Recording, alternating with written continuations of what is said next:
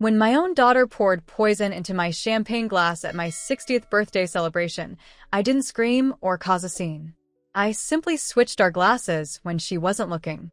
30 minutes later, as she collapsed to the floor convulsing in front of 200 guests, I realized that sometimes a mother's worst enemy is the child she sacrificed everything to raise. If you're watching this, subscribe now and tell me in the comments if you've ever been betrayed by someone you loved with your whole heart. Trust me, this story is about to get more twisted than a pretzel factory. My name is Eleanor Blackwood. For most of my life, I was nobody special, just a hardworking woman who raised 2 children alone after my husband Thomas died of a heart attack when I was 35. I cleaned other people's houses, worked night shifts at the local hospital, and sometimes went without dinner so my children would know how little money we had. My daughter, Cassandra, and my son, Michael, were my entire world. Every blister on my hands, every ache in my back, it was all worth it to see them thrive. Or so I thought. The day everything changed started like any other. I was sorting through bills at my kitchen table, trying to figure out how to stretch my Social Security check another week, when my phone rang. The Lottery Commission's voice on the other end sounded distant, like they were calling from the moon. "Mrs. Blackwood? I'm pleased to inform you that you've won the Mega Millions jackpot. $100 million. I dropped the phone. My hand shook so badly, I could barely pick it up again. After taxes, they said I'd take home $62 million. $62 million. The number swam before my eyes. Is this some kind of cruel joke? I managed to ask. The woman laughed kindly. No, ma'am. You might want to sit down. We need to discuss next steps. That night, I sat alone in my small living room, staring at the confirmation email on my ancient laptop. The single ticket I bought every month for 20 years, the same numbers, my children's birthdays and the day Thomas proposed, had finally paid off. At 60 years old, when my knees ached climbing stairs and I'd resigned myself to working until I died, life had thrown me a miracle. I called my children immediately. Michael, my son, lived 3 states away with his wife and their 2 children. He was a high school science teacher who struggled to make ends meet, but never complained. Cassandra lived just 20 minutes from me in a sprawling house paid for by her husband Richard, a successful real estate developer with political ambitions. She'd married him when she was 25, and in the 15 years since, she'd transformed from my sweet, artistic daughter into someone I barely recognized, someone obsessed with status and appearances. Mom, that's incredible. Michael's voice cracked with emotion. I'm booking a flight home right now. This calls for a celebration. Cassandra's reaction was different. There was a long pause after I told her. Well, she finally said, her voice oddly flat. It's about time something good happened to you. Not congratulations. Not excitement. Just entitlement. As if the universe had finally corrected a mistake. We should have a party, she continued, suddenly animated. At the Grand Hotel downtown. I'll help you plan it. Richard knows the owner. Before I could respond, she was rattling off guest lists and menu ideas, taking over completely. I sat there, phone pressed to my ear, feeling a strange hollowness spread through my chest. In the background, I could hear her calling to Richard. Mom won the lottery. The actual lottery. $62 million after taxes. The way she said it, like announcing a business acquisition, made me shiver. Looking back, I should have seen the warning signs. But mothers have a way of blinding themselves to their children's flaws. We see what we want to see, what we need to see. And I desperately needed to believe that my children loved me for who I was, not what I suddenly had. The weeks that followed were a whirlwind. Financial advisors, lawyers, sudden relatives, appearing out of nowhere. I changed my phone number 3 times. Reporters camped outside my modest ranch house, shouting questions as I hurried to my car. Old neighbors I hadn't spoken to in years left casseroles on my porch with their business cards tucked inside. Through it all, Cassandra was glued to my side, suddenly the devoted daughter after years of perfunctory holiday visits and forgotten birthdays. Mom, you need to move immediately, she insisted over coffee one morning, 3 weeks after the win. This neighborhood isn't safe for someone with your wealth. Richard, and I think you should consider the gated community near us. There's a beautiful property for sale, only 3.2 million. We could be neighbors. I stirred my coffee slowly. I'm not sure I want to move, honey. This house has a lot of memories. Her smile tightened. Mom, be sensible. This place is quaint, but it's not appropriate anymore. What will people think? What people? I asked. People who matter, she snapped, then quickly softened. I just want what's best for you. That was the first time I felt it, a cold sliver of doubt working its way under my skin. My daughter wasn't looking at me. She was looking through me, seeing only the money. Michael arrived 2 days later with his wife Sarah and my grandchildren, Emma and Lucas. They tumbled into my house like a burst of sunshine, the children throwing their arms around me. Michael lifting me off the ground in a bear hug. Put me down. I laughed. I'm not as light as I used to be. You're perfect, Mom, he said, his eyes damp. I'm so happy for you. That night, after the children were asleep, Michael, Sarah, and I sat at my kitchen table drinking tea. Unlike Cassandra, they hadn't mentioned the money once. Whatever you decide to do with the lottery winnings is your business, Sarah said, reaching for my hand. We just want you to be happy. Michael nodded. You worked so hard all these years, Mom. You deserve to enjoy this. I felt tears prick my eyes. I've been thinking about setting up college funds for Emma and Lucas. That's incredibly generous, Michael said, but please don't feel obligated. This is your money. The contrast between my 2 children couldn't have been more stark. When I mentioned the same idea to Cassandra the next day, her reaction was immediate and calculating. College funds? That's nice, Mom, but what about the rest? Have you thought about how you're going to divide your estate? We were sitting in her immaculate living room, all white furniture and cold marble floors. Everything in Cassandra's house looked expensive, but unlived in, like a museum of wealth rather than a home. I'm not planning my estate just yet, I said carefully. I'm still getting used to the idea of having money at all. She leaned forward, her diamond bracelet catching the light. But you need to think ahead. Richard knows an excellent estate planner. We should get everything settled now before. She trailed off. Before what? I asked. Before you make any impulsive decisions. She finished smoothly. You're not used to managing this kind of wealth. The implication was clear. I couldn't be trusted with my own money. I, who had stretched every dollar for decades, who had balanced checkbooks down to the penny, who had never once missed a bill payment despite sometimes having to choose between electricity and food. That night, I couldn't sleep.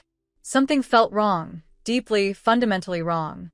I got up and made myself a cup of tea, sitting at my kitchen table where a stack of congratulatory cards had piled up. On top was a handwritten note from my late husband's best friend, Bernard. Ellie, it read, Thomas would be so proud. Call me if you need anything. Some vultures will circle when they smell money, even the ones you think you know. Bernard had always been perceptive. As a retired lawyer, he'd seen how money could transform people, revealing their true characters. I picked up my phone and called him, despite the late hour. I need your help, I said when he answered, groggy with sleep. Something doesn't feel right with Cassandra. 2 days later, I met Bernard for lunch at a quiet restaurant 2 towns over. At 72, he still had the sharp eyes and careful speech that had made him a formidable attorney. I explained everything, Cassandra's sudden attentiveness, her pushing me to move, her questions about my estate. Bernard listened without interrupting, his expression growing more troubled with each detail. When I finished, he sat back and folded his hands on the table. Ellie, I don't want to alarm you, but I've seen this pattern before. When large sums of money suddenly appear, people change, or rather, their true selves emerge from behind the masks they've worn. She's my daughter, I said, my voice catching. Surely she wouldn't. Let me ask you something, he cut in gently. Before the lottery, when was the last time Cassandra called you just to check in? Not on a holiday, not because she needed something, just to see how you were doing. I opened my mouth to answer, then closed it again. I couldn't remember. That's what I thought, Bernard said. Here's what we're going to do. You're going to throw that party she's so eager to plan. But first, we're going to take some precautions. The next day, Bernard introduced me to Regina Ortiz, a forensic accountant with a specialty in family financial disputes. Together, they helped me set up a series of legal protections for my newfound wealth. Most importantly, we established the Thomas Blackwood Foundation, a charitable organization that would receive the bulk of my lottery winnings. The foundation would support causes Thomas and I had always cared about: education for underprivileged children, health care for the elderly, support for single parents struggling to make ends meet. Once the money is in the foundation, it's protected, Regina explained. You'll sit on the board and have input on how it's distributed, but no one, not even your children, can touch the principal. What about my own expenses? I asked. We'll set aside $5 million for your personal use, Bernard said. More than enough to live comfortably for the rest of your life, even if you decide to buy that house Cassandra's pushing on you. Which you shouldn't, Regina added with a wry smile. It's massively overpriced. For the first time since winning the lottery, I felt like I could breathe. We completed the paperwork in secret, with Bernard expediting everything through his connections. 3 days before my 60th birthday party, the grand celebration Cassandra had insisted upon, the foundation was officially established. 90% of my winnings were now legally protected from anyone who might try to control or take them, including my own daughter. The night of the party arrived, a warm June evening with stars scattered across the sky like diamonds. The Grand Hotel's ballroom had been transformed into something from a fairy tale, with crystal chandeliers, cascading flowers, and a string quartet playing softly in the corner. 200 guests mingled, many of whom I barely knew, friends of Richard and Cassandra, local politicians, business associates. Michael and his family stayed close to my side, a protective barrier against the constant stream of well-wishers with business propositions and investment opportunities. Sarah kept refilling my water glass, making sure I had moments to breathe between conversations. You doing okay, Mom? Michael asked, his arm around my shoulders. We can sneak out the back if this gets to be too much. I squeezed his hand. I'm fine, sweetheart. It's just overwhelming. Across the room, Cassandra was holding court, accepting compliments on the party's grandeur as if she were the hostess. Richard stood beside her, his politician's smile never reaching his eyes as he networked with the city's elite. I watched them, this perfect power couple, and wondered when my daughter had become a stranger. As the evening progressed, Cassandra grew increasingly agitated, checking her watch, whispering urgently to Richard. I caught fragments of their conversation as they passed by. Should have happened by now. Did you make sure the dose was? Just wait, it takes time. My blood ran cold. Bernard's warnings echoed in my head. He'd insisted on hiring additional security for the event, discreet men and women in servers' uniforms who were actually former law enforcement. I caught the eye of Maria, the security team leader, and gave her the prearranged signal to be on high alert. At exactly 9 p.m., Cassandra approached with 2 flutes of champagne. Mom, she said, her voice honey-sweet, it's time for the toast. I had the caterer prepare a special vintage just for us. She handed me a glass. The champagne looked exactly like what the other guests were drinking, but something in her eyes, a flicker of anticipation, of hunger, made my skin crawl. That's so thoughtful, honey, I said, accepting the glass. Cassandra raised hers. To my mother, who deserves every happiness. Our glasses clinked. I smiled and pretended to sip, watching her over the rim. She didn't drink either. Are you going to drink to your own toast? I asked. Oh, she said, flustered. Of course. She raised the glass to her lips, but only pretended to drink, the same way I had. In that moment, I knew with absolute certainty that my daughter had poisoned my champagne. My hands didn't tremble. My voice didn't shake. 25 years of working night shifts in a hospital emergency room had taught me to stay calm in crisis. I excused myself to the ladies' room, taking my champagne with me. Once inside, I carefully poured a small amount into a sealed sample container I'd been carrying in my evening bag, Bernard's suggestion, just in case. When I returned to the party, Cassandra was deep in conversation with the mayor, my untouched champagne still in my hand. I approached them, smiling pleasantly. "Oh, Cassandra, there you are," I said. "I think I picked up your glass by mistake." I held out her identical flute. "This one's mine. See the lipstick mark?" Before she could protest, I had switched our glasses and taken a small, deliberate sip from what had been her untouched champagne. Her face went pale. "Mom, wait," she began, reaching for the glass, but I stepped back. "What's wrong, dear? Isn't yours the same special vintage?" She stared at me, then at the glass in her hand. My glass, the one she had given me, the one she had poisoned. For a moment, indecision flickered across her face. Then, perhaps realizing how suspicious it would look to refuse, she took a small sip. "Delicious," she said weakly. I nodded and moved away to greet other guests, keeping Cassandra in my peripheral vision. Whatever she had put in my drink, she clearly believed a small sip wouldn't hurt her. She was wrong. 27 minutes later, as the string quartet began a Vivaldi piece, I heard a glass shatter. I turned to see Cassandra stumbling against a table, her face contorted in pain. I don't feel," she gasped, clutching her stomach. Then her legs gave way. She collapsed to the marble floor, her body jerking violently, foam gathering at the corners of her mouth. Richard dropped to his knees beside her, shouting for a doctor. Guests screamed and backed away. The perfect evening shattered like the champagne flute at Cassandra's feet. I should have felt something: horror, grief, maternal panic. Instead, a strange calm washed over me as I watched chaos erupt around my convulsing daughter. I had spent 60 years being a good person, a devoted mother. I had sacrificed everything for my children, and Cassandra had repaid me by trying to murder me on my birthday. Michael appeared at my side, his face ashen. "Mom, what's happening? What's wrong with Cass?" I met his eyes steadily. "Your sister just tried to kill me." "What?" That's crazy," he stammered, but I could see doubt creeping into his expression. He had always known Cassandra better than anyone. Paramedics burst into the ballroom, pushing through the crowd of horrified onlookers. They worked quickly, stabilizing Cassandra enough to transfer her to a stretcher.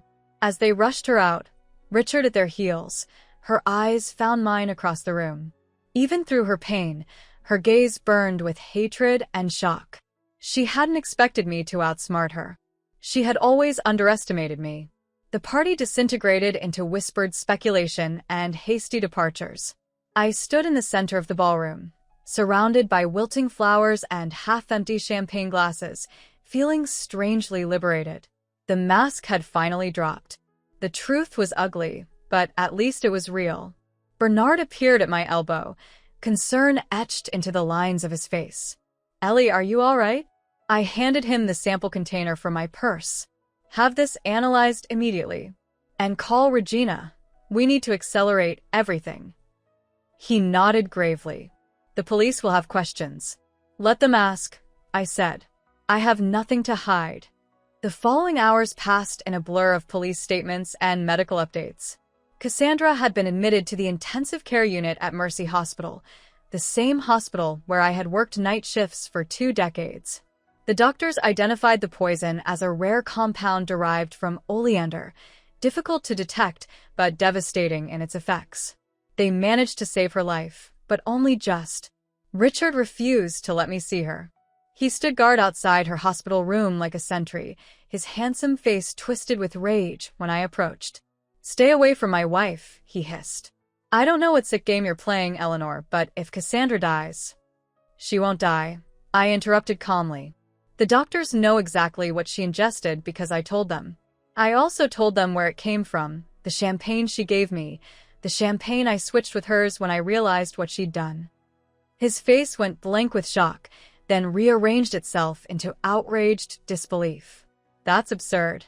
Why would Cassandra poison you? She was organizing this whole party for you. Why don't you ask her?" I suggested. "Ask her about the Thomas Blackwood Foundation.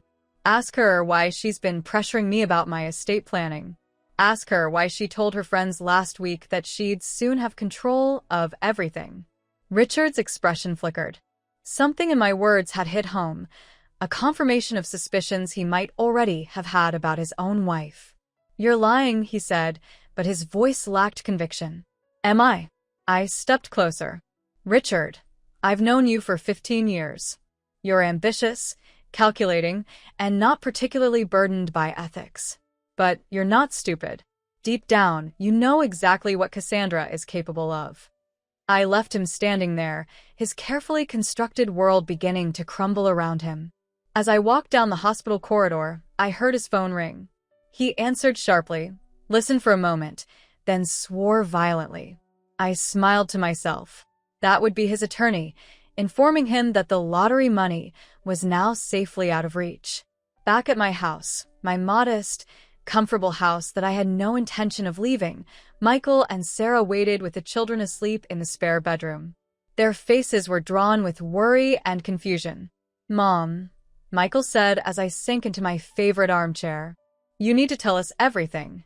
So I did. I told them about Cassandra's strange behavior since the lottery win, about my suspicions, about setting up the foundation with Bernard's help. I told them about the switched champagne glasses and the hatred in Cassandra's eyes when she realized what I'd done. "I can't believe it," Sarah whispered, tears streaming down her face. "How could she do that to her own mother?" Michael sat very still, his hands clasped so tightly his knuckles had turned white. "I knew she'd changed, but this is monstrous." "The police are analyzing the sample I saved," I said. "And the security team Bernard hired recorded everything. There will be consequences." "Will you press charges?" Michael asked, his voice strained. I closed my eyes, suddenly exhausted. "I don't know yet. She's still my daughter." That night, as I lay in bed staring at the ceiling, my phone buzzed with a text message from an unknown number. "You think you've won, but this isn't over. The money should be mine." I didn't need to ask who it was from. Cassandra had always been tenacious, even as a child. She wouldn't give up easily, especially now that I had humiliated her. The next morning brought reporters camped on my lawn, their shouted questions following me as I hurried to my car. "Mrs. Blackwood, did your daughter really try to poison you? Is it true you switched the glasses? Was this about the lottery money?" I said nothing, keeping my head down and my expression neutral. Bernard had warned me not to speak to the press, not until we had a clear strategy. But the damage was already done. By noon, the story had exploded across local news and social media. Lottery winner's daughter hospitalized after alleged poisoning attempt backfires. The hospital called around 2 p.m. Cassandra was awake and stabilized, though she would need to remain under observation for several more days. The poison had caused no permanent damage to her organs, but she was weak and disoriented. The doctor, an old colleague of mine, sounded troubled. "Eleanor," he said hesitantly, "there's something else. The police are here. They've arrested Richard." "Richard?" I echoed in surprise. "On what charges?" "Conspiracy to commit murder. Apparently, they found evidence on his laptop, detailed research on oleander poisoning, communications with someone about obtaining the compound, calculations of dosage based on body weight. It's quite damning." I sat down heavily. Richard had been involved too. I had suspected Cassandra acted alone, driven by her own greed and resentment. But Richard, that added a new dimension to the betrayal. "There's more," the doctor continued. "Cassandra is claiming she knows nothing about any poisoning. She's saying Richard must have poisoned both glasses, trying to kill both of you for the inheritance." A cold laugh escaped me. Of course she would try to shift the blame. Cassandra had never accepted responsibility for anything in her life. "Thank you for letting me know," I said, my mind racing. After hanging up, I called Bernard immediately. "Richard's been arrested. Cassandra's blaming him for everything." Bernard didn't sound surprised. "We anticipated she might try something like this. But don't worry, the evidence we've gathered points clearly to Cassandra as the instigator. Richard may have helped, but this was her plan." "How can you be so sure?" "Because," Bernard said grimly, "we have her on record discussing it with her lover." The floor seemed to drop from beneath me. "Her what?" Hallå. A man named Daniel Reeves. He works for Richard's development company. They've been having an affair for at least 2 years, based on the text messages our investigator recovered. And Eleanor, they weren't just planning to kill you. Richard was next on their list. I sank into my chair, the phone nearly slipping from my suddenly numb fingers. The betrayal had layers I hadn't even imagined. Not only had my daughter tried to murder me, but she'd been planning to eliminate her husband as well, presumably after gaining control of my fortune. How did you find all this out? I asked weakly. Regina suggested we hire a private investigator the moment you mentioned your concerns about Cassandra. Standard procedure in high-net-worth family disputes. You'd be surprised how often they uncover criminal intent. We didn't expect anything this serious. But you were prepared anyway, I finished. Thank you, Bernard. After we hung up, I sat in silence, trying to process everything. The daughter I had raised, the little girl who once brought me dandelions and called them sunshine flowers, had grown into a woman capable of double murder. Somewhere along the way, I had lost her completely, without ever realizing it. The doorbell rang, startling me from my thoughts.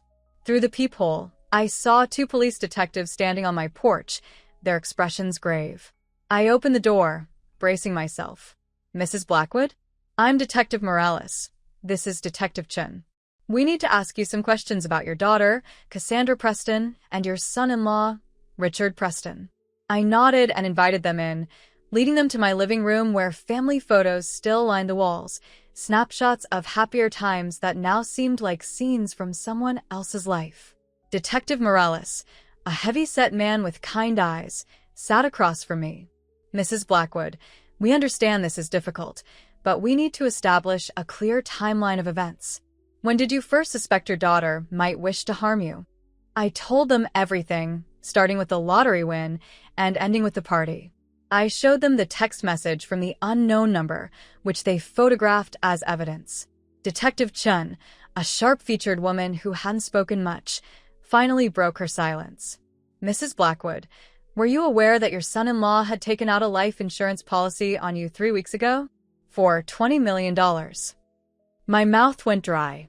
No, I wasn't. And were you aware, she continued, that your daughter has been having an affair with one of your son-in-law's employees? I only learned that today. Detective Morales leaned forward. Based on the evidence we've gathered, including the sample you provided and the security footage from the party, we believe this was a coordinated attempt between Cassandra Preston, Richard Preston, and Daniel Reeves to murder you for financial gain. However, it appears there may have been competing agendas. Richard wanted your lottery winnings. Cassandra and her lover wanted both your winnings and Richard's assets. A sound escaped me, half laugh, half sob. A regular soap opera, isn't it? Detective Chen's expression softened slightly. Mrs. Blackwood, we need to ask, do you wish to press charges against your daughter? The question hung in the air between us. Did I want to see my own child in prison? The mother in me recoiled at the thought. But the woman who had nearly died at her daughter's hands, that woman demanded justice. Before I could answer, my phone rang. Michael's name flashed on the screen. Excuse me, I need to take this, I told the detectives. It's my son. I stepped into the kitchen, my hand shaking as I answered. Michael? His voice came through breathless, panicked. Mom, you need to get somewhere safe. Now. What? Why? I'm with the police right now. Cassandra's gone. She checked herself out of the hospital somehow. And Mom, she's not alone. Daniel Reeves signed her out, using fake ID. The hospital just called me because they couldn't reach you. I spread through my veins. Where would they go? I don't know, but after what she tried to do to you, his voice broke. Please, just lock your doors until the police can find her. I glanced toward the living room where the detectives waited. I'll tell them right now. But as I turned, the power in my house suddenly cut out, plunging everything into darkness. Through the kitchen window, I saw a figure moving across my backyard. Tall, male, purposeful. Not Cassandra. Daniel Reeves. And behind him, limping but determined, her face a mask of hatred visible even in the dim evening light, came my daughter. My survival instincts kicked in immediately. 25 years in an emergency room teaches you to think fast when lives are at stake. I rushed back to the living room, nearly colliding with Detective Chun, who had risen to her feet, hand already on her service weapon. "Someone's cut the power," I whispered urgently. "And my daughter and her lover are outside in the backyard." Detective Morales immediately went into action, speaking low and fast into his radio, while Detective Chin guided me away from the windows. "Mrs. Blackwood, is there a secure room in this house? Somewhere without windows?" I nodded. "The hall closet. It's where we used to shelter during tornado warnings." "Go there now," she ordered, drawing her weapon. "Lock yourself in, and don't come out until we tell you it's safe." As I hurried toward the hallway, I heard glass shattering from the back of the house. They were breaking in through the kitchen door. My own daughter, forcing her way into the home where I'd raised her. If you've ever experienced the surreal horror of being hunted in your own house, hit that subscribe button. No one believes it can happen to them until it does. I made it to the closet, pulled the door shut behind me, and fumbled with the deadbolt in the darkness. The small space smelled of mothballs and old winter coats. I pressed my back against the wall, trying to control my breathing as shouting erupted throughout the house. "Police! Freeze!" Then came the sounds that will haunt me forever. 3 gunshots in rapid succession, a woman's scream, the thud of someone falling. My heart stuttered in my chest. Was it Cassandra? One of the detectives? I cover my mouth with my hand to stifle a sob. Minutes passed like hours. Finally, knuckles rapped against the closet door. "Mrs. Blackwood? It's Detective Morales." You can come out now. "It's safe." With trembling fingers, I unlocked the door and peered out. The detective stood there, his service weapon holstered, his face grim but composed. "What happened?" I whispered. "Is everyone?" "Your daughter's accomplice, Daniel Reeves, pulled a gun when we confronted him." Detective Chun was forced to fire. "He's been wounded, but the paramedics are working on him now." "And Cassandra?" A flicker of something, pity, perhaps, crossed his face. "She's in custody.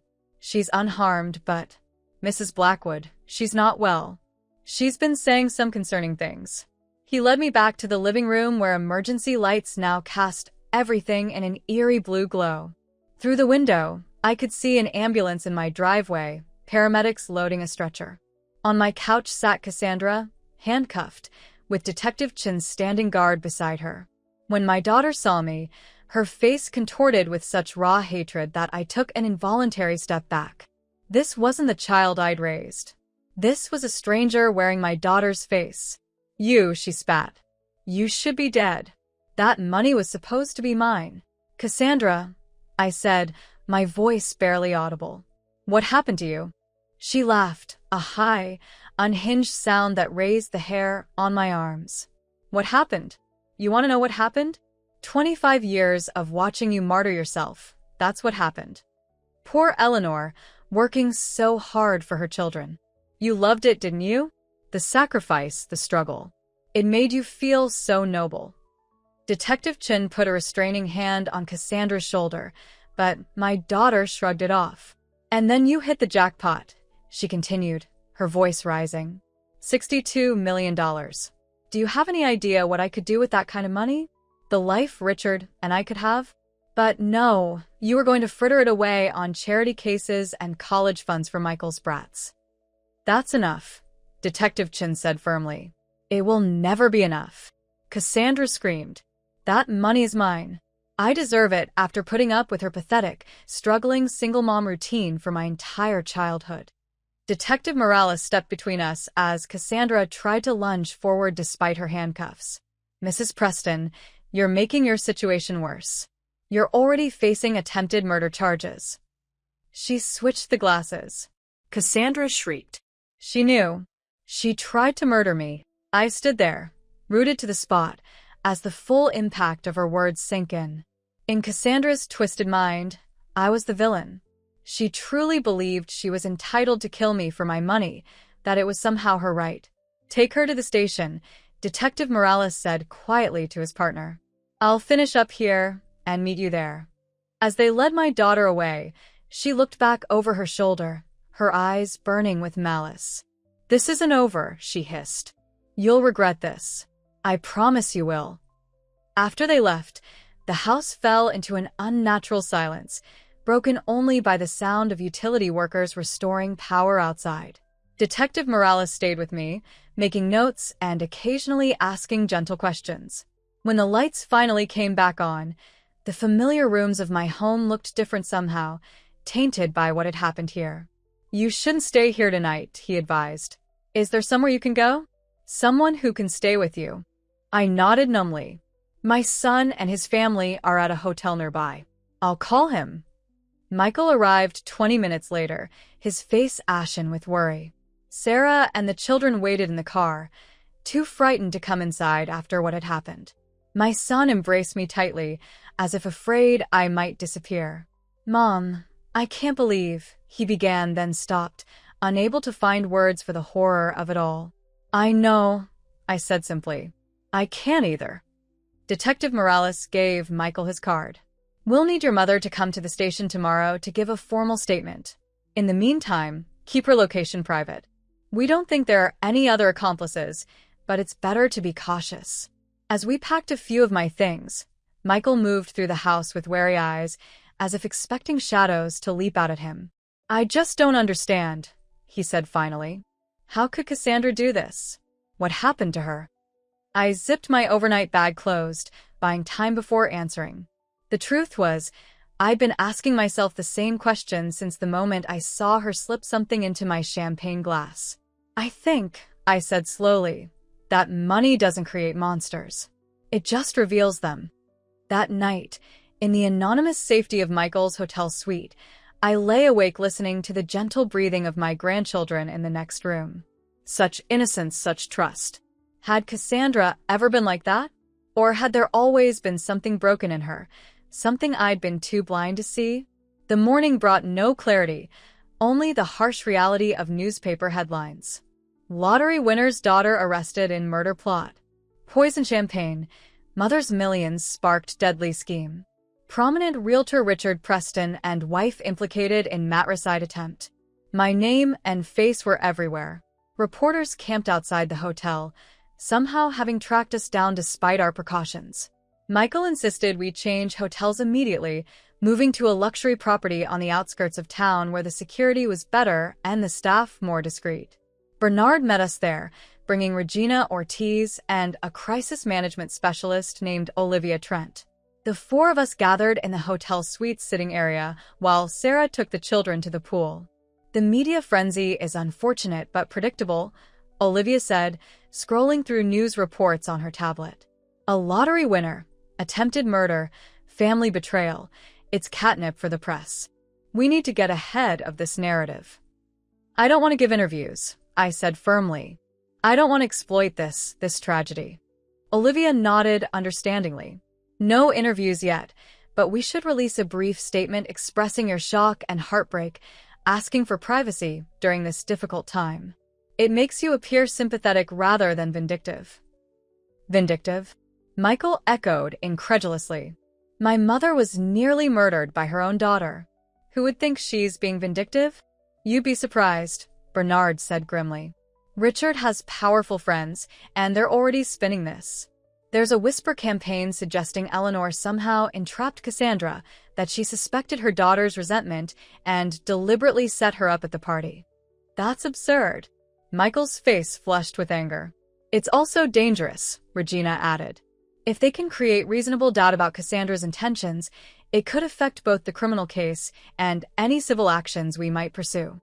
I rubbed my temples, feeling a headache building. "What civil actions? I don't want to sue my own daughter." Bernard and Regina exchanged glances. "Eleanor," Bernard said gently, "we need to discuss Richard's involvement more thoroughly. The police found evidence that he's been systematically emptying your daughter's personal accounts over the past month. Nearly $2 million is missing." "What?" I stared at him in disbelief. "Why would he do that?" "Insurance," Regina explained. "He was covering his bases. If the murder plot succeeded, he'd have her lottery money through Cassandra. If it failed and they were caught, he'd have a nest egg hidden away. Classic self-preservation. But it gets worse, Bernard continued. The accounts he transferred money from weren't just Cassandra's personal funds.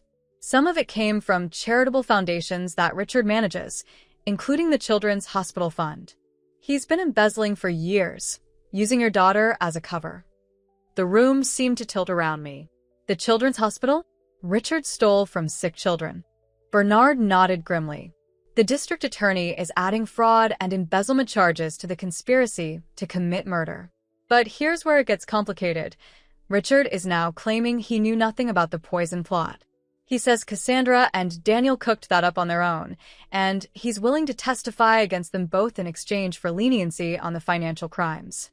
I leaned back, trying to absorb this new betrayal.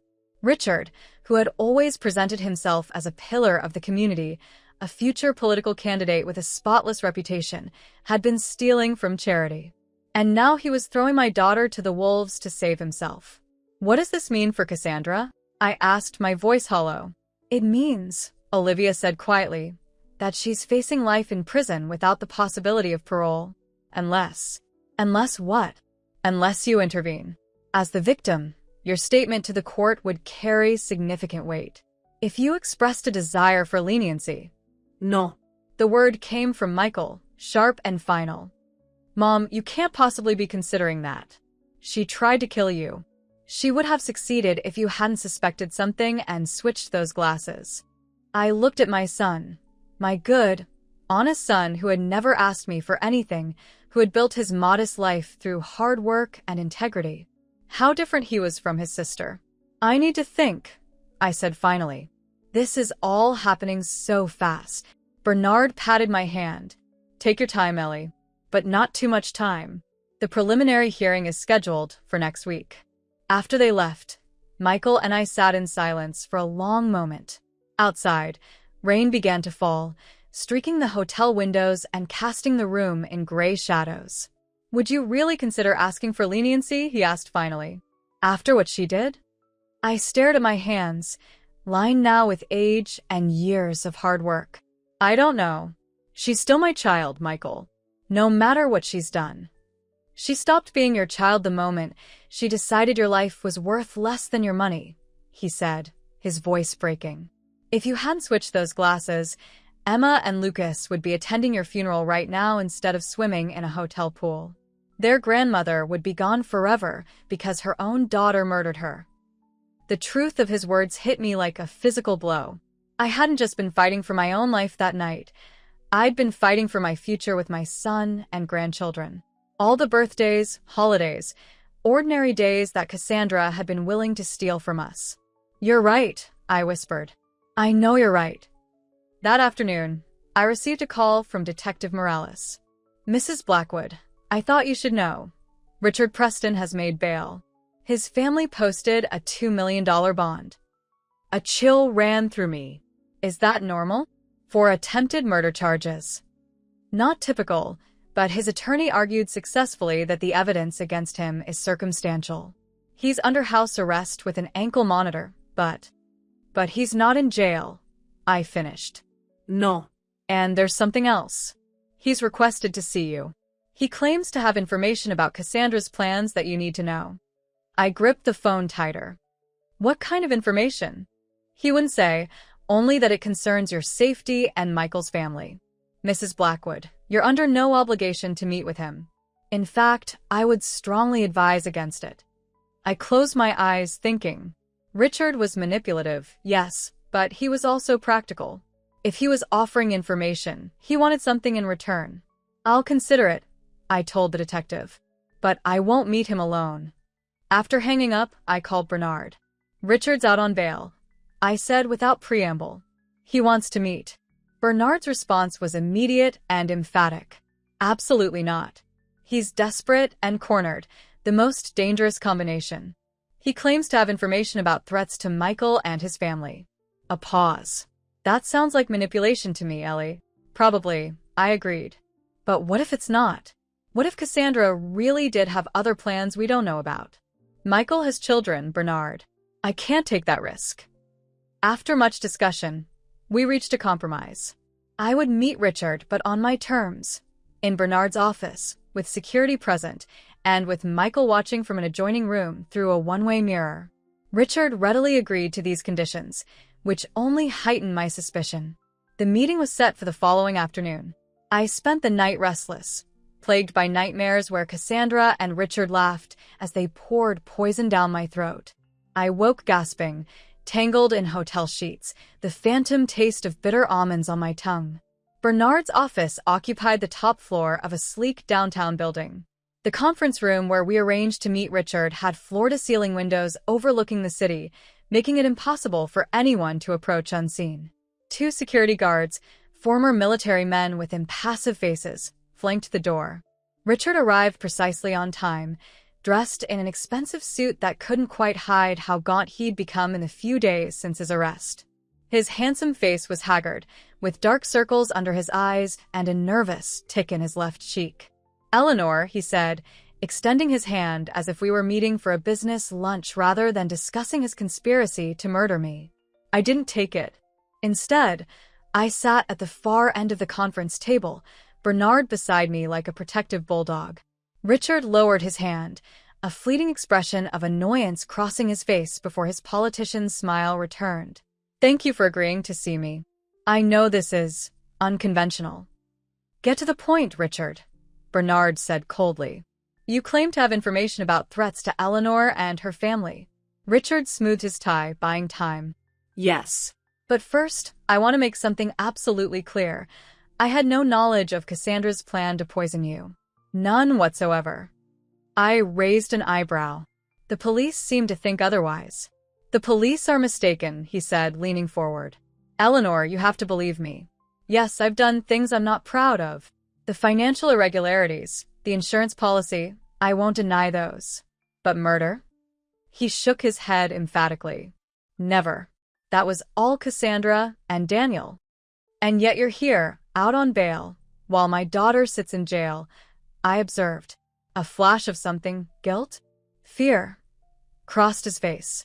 "I had resources she doesn't have. Family connections.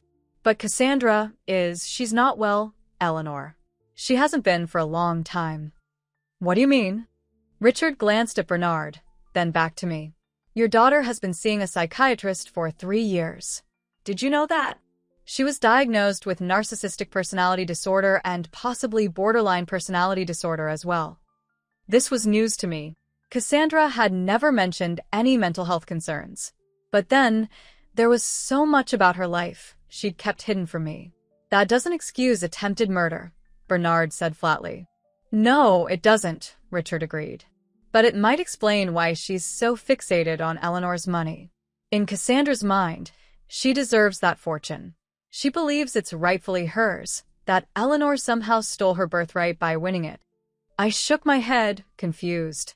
"That makes no sense." "It doesn't have to make sense to you," Richard said. "It makes sense to her. And that's what makes her dangerous." He leaned closer, lowering his voice. "She has a list, Eleanor. A list of people she blames for her unhappiness. You're at the top. Michael and his family are next." My blood ran cold. "Are you saying she's planning something against Michael?" Richard nodded gravely. "Before her arrest, she told Daniel that if anything happened to her, he should take care of the others on the list. Those were her exact words. I overheard them talking the night before your party." "And you didn't think to warn anyone?" Bernard asked incredulously. Richard had the grace to look ashamed. "I thought she was just venting. Cassandra has always been dramatic. I never imagined she would actually try to hurt anyone." He ran a hand through his perfectly styled hair, disrupting it. I was blind. Willfully blind. I didn't want to see what was happening right in front of me. I studied his face, trying to determine if he was telling the truth or constructing an elaborate lie to save himself.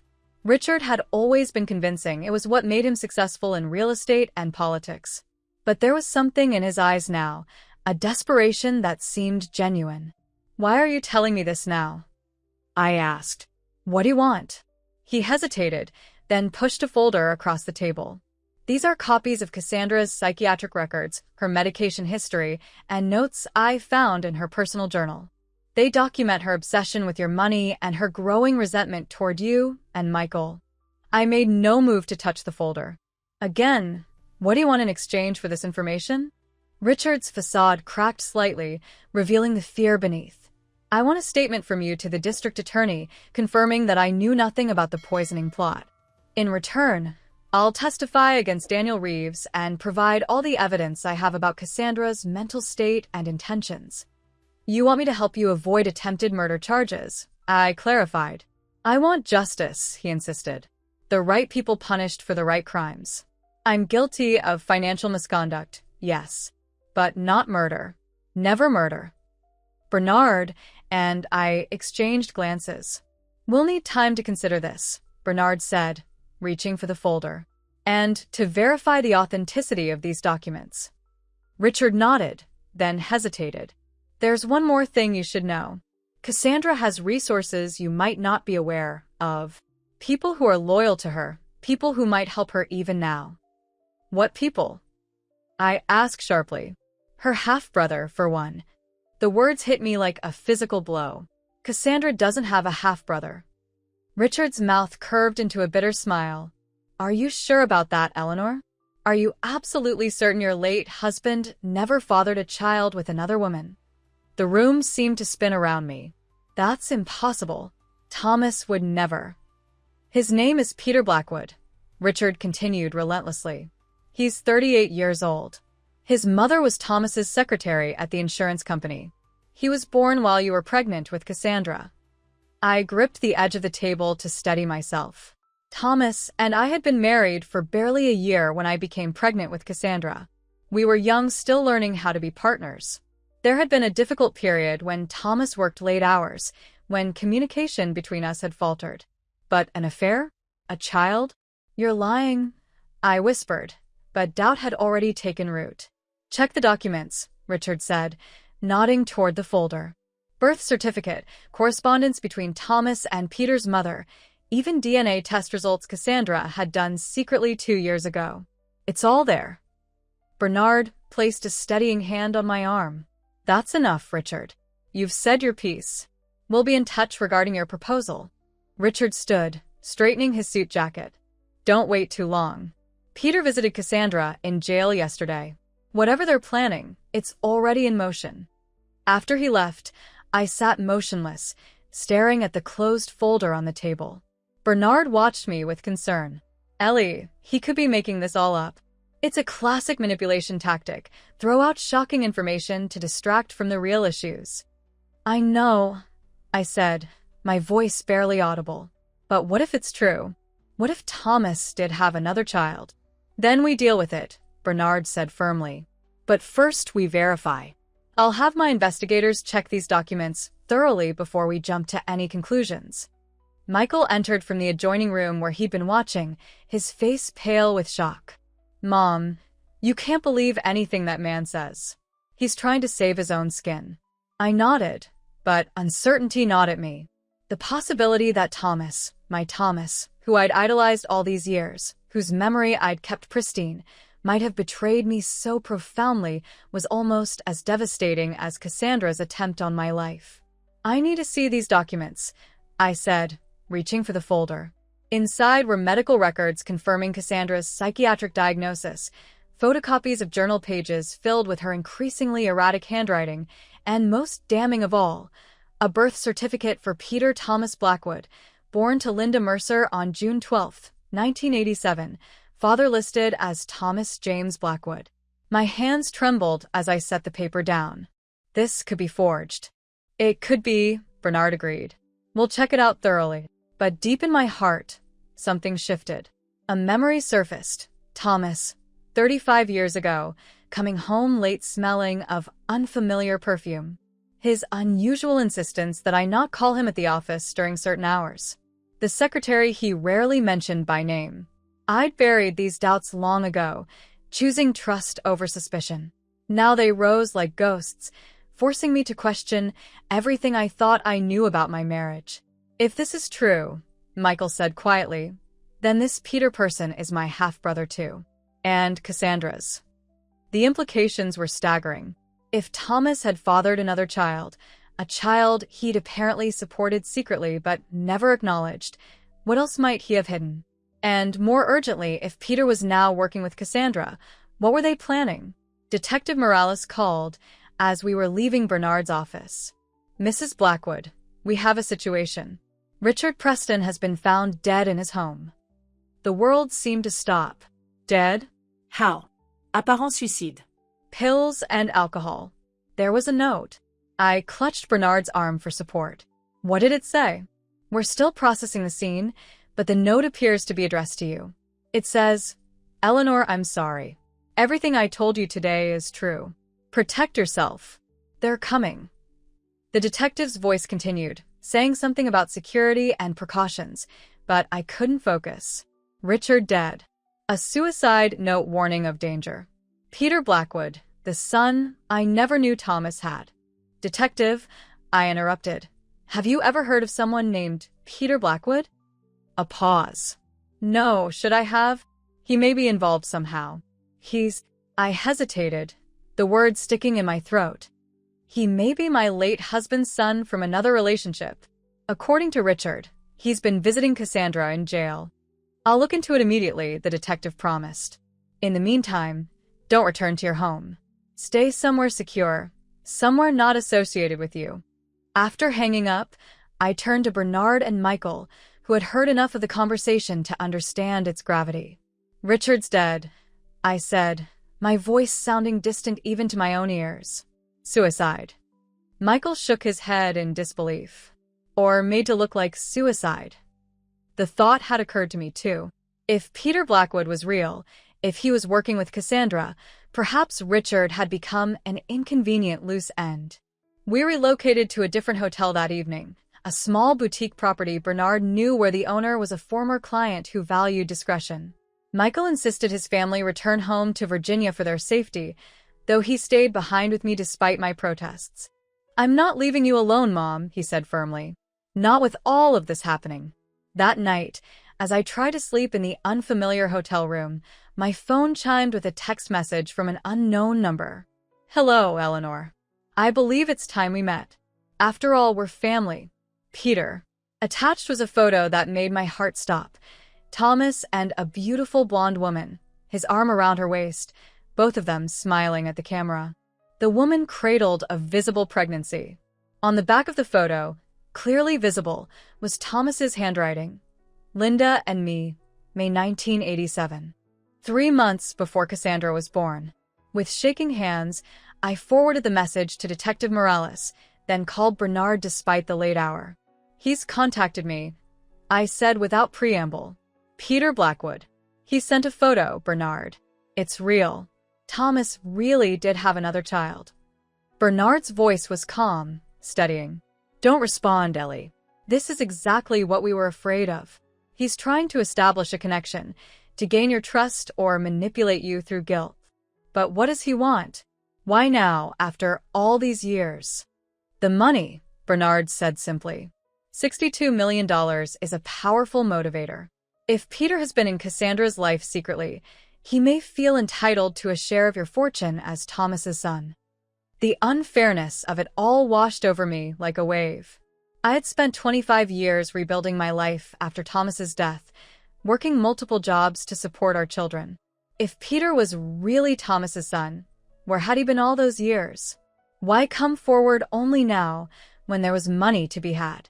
The answer came in another text message. I know you're wondering why now. The truth is, Dad made me promise to leave you alone. He said you and your children deserved peace. But Cassandra reached out to me 2 years ago. She said you were wasting away, that you needed family. Then you won all that money, and suddenly she wanted me gone again. Funny how money changes everything, isn't it? We should talk. I have letters from Dad you might want to see. I stared at the message, my mind racing. If Peter was telling the truth, then Thomas had known about him all along, had maintained contact, had asked him to stay away from us, his real family. The betrayal cut deeper than I could have imagined. Another message appeared. Cassandra isn't well, Eleanor. She never has been. I tried to stop her from hurting you, but I was too late. Now she's dragged me into her mess. Help me make this right. Meet me tomorrow, the cafe across from the courthouse, 10 a.m. Come alone. For Dad's sake. Against every piece of advice I'd been given, I found myself considering it. This man, this stranger who shared my husband's blood, might be the key to understanding what was happening. Why Cassandra had changed so dramatically. Why she hated me enough to want me dead. I didn't respond to the message. Instead, I forwarded it to Detective Morales with a simple note. I want to meet him. Under your supervision. The detective called immediately. Mrs. Blackwood, I strongly advise against this. Peter Blackwood is a person of interest in Richard Preston's death. We've been trying to locate him since you mentioned his name. All the more reason for me to meet with him, I argued. I'll be bait. You can have officers in place to arrest him. It's too risky. Detective, I said firmly, he's going to keep coming after me whether I meet him or not. At least this way, we control the circumstances. After much discussion, a plan was formed. I would meet Peter at the cafe as requested, but the entire block would be under surveillance. Undercover officers would be stationed inside, including Detective Morales himself, posing as a businessman working on his laptop. Detective Chun would be nearby in a surveillance van, monitoring everything through cameras and microphones. I didn't tell Michael or Bernard about the meeting. They would have tried to stop me, and I couldn't risk Peter being scared off. This might be our only chance to end the nightmare that had consumed my life since the lottery win. The next morning dawned bright and clear, a beautiful day that belied the darkness of my purpose. I dressed carefully in clothes that would allow me to move quickly if needed, flat shoes, loose pants, a light jacket with deep pockets where Detective Morales had installed a panic button.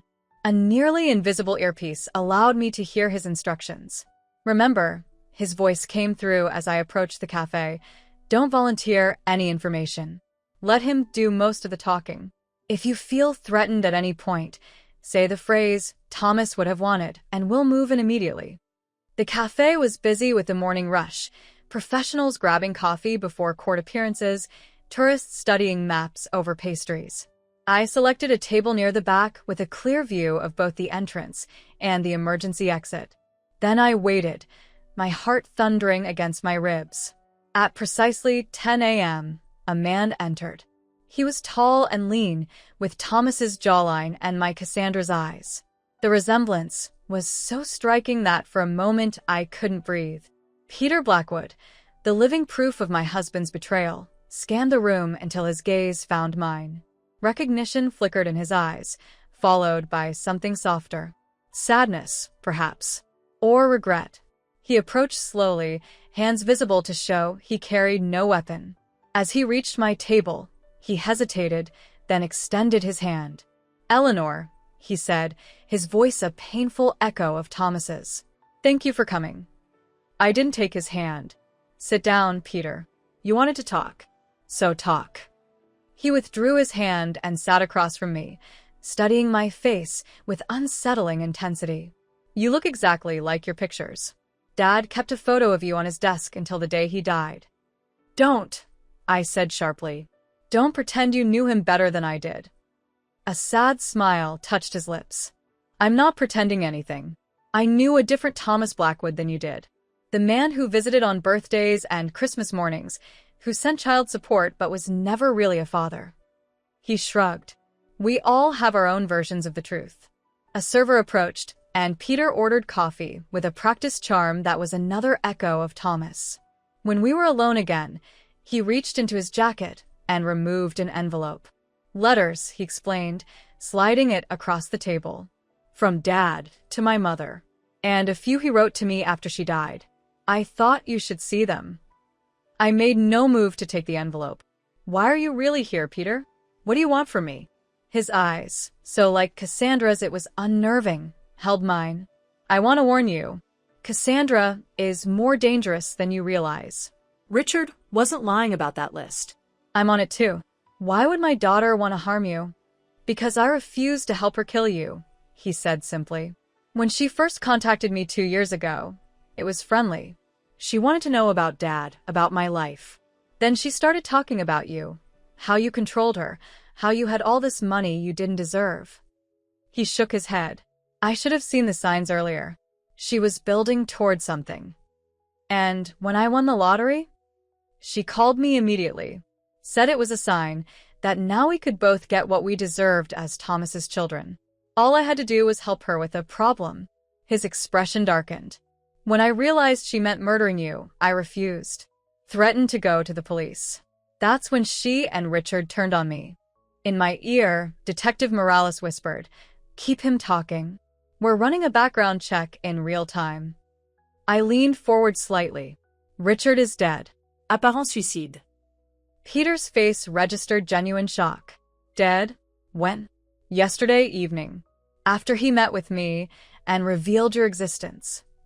He paled visibly. Then it's already starting. You need to understand, Eleanor, Cassandra has people working for her outside of jail.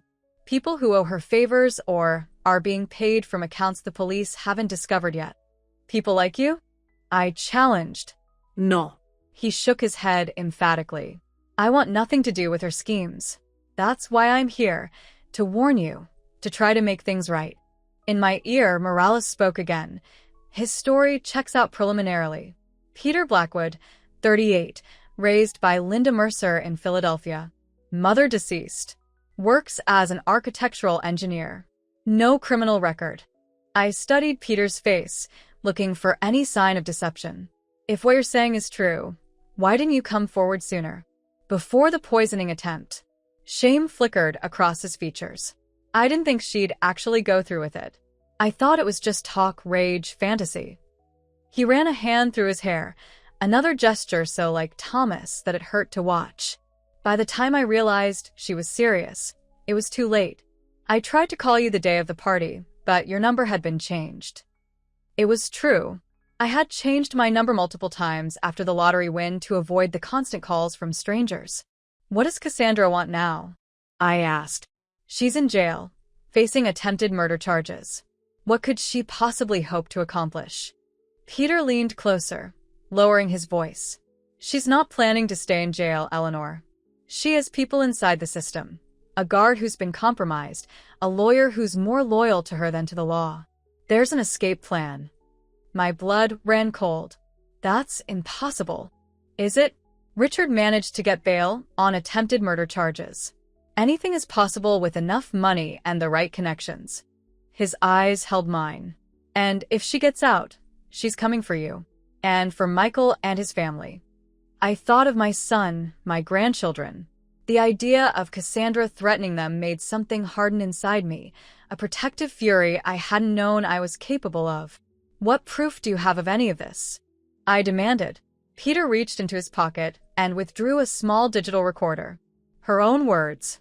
I was wearing this when I visited her in jail yesterday. She thinks I'm on her side now, that I've agreed to help. He pressed play, and my daughter's voice filled the space between us, cold and calculating. Once I'm out, we move quickly. Eleanor first. She'll be expecting something, but not from you. She doesn't even know you exist. Then Michael and those brats of his. With them gone, we're the only Blackwoods left. The foundation will have to be restructured. The money will flow back to us, where it belongs. My hand flew to my mouth in horror. In my ear, Detective Morales said urgently, "We've heard enough. We're moving in now." Before I could respond, the cafe door burst open and 3 police officers entered, weapons drawn. Customers screamed and ducked under tables as Detective Morales approached our table. Peter Blackwood, you're under arrest for conspiracy to commit murder and accessory after the fact in the death of Richard Preston. Peter didn't resist as they handcuffed him. Instead, he looked at me with those familiar eyes. I'm not the enemy here, Eleanor. Everything I've told you is true. The recording proves it. As they led him away, he called over his shoulder. Check the letters. Check the letters, Eleanor. The truth is all there. The envelope still lay on the table between us, unopened. With trembling hands, I picked it up and slipped it into my purse just as Detective Chin arrived at my side. Are you all right, Mrs. Blackwood? I know that must have been difficult. I nodded numbly. Is it true? Is my daughter planning to escape? We're taking the threats seriously, she assured me. Security at the detention center has been increased, and Cassandra is being monitored around the clock. If there was a plan, it won't succeed now. But as Detective Chin escorted me to the waiting police car, I couldn't shake the feeling that this was far from over. Peter's warning echoed in my mind. Check the letters. The truth is all there. What truth? That my husband had betrayed me? That he'd fathered a child with another woman while I was pregnant with our daughter? That knowledge was painful enough. Yet something in Peter's urgency suggested there was more, something hidden in those letters that might explain why, 35 years later, my family was being torn apart by greed, betrayal, and murder. Back at the hotel, alone in my room with the door double-locked, I finally opened the envelope. Inside were a dozen letters, yellowed with age, in Thomas's distinctive handwriting. I recognized it instantly. The slightly slanted letters, the way he crossed his T's with a flourish. The first was dated March 1987, 3 months before Peter's birth. My dearest Linda, I cannot express how torn I am. Eleanor suspects nothing, which only deepens my shame. The baby she carries is my future, my legacy, but so is our son. I've made arrangements for your financial security, but I know money isn't what you want from me. You want what I cannot give. My name, my daily presence in our child's life. Please understand that breaking my marriage vows was the greatest mistake of my life, but loving our son never will be.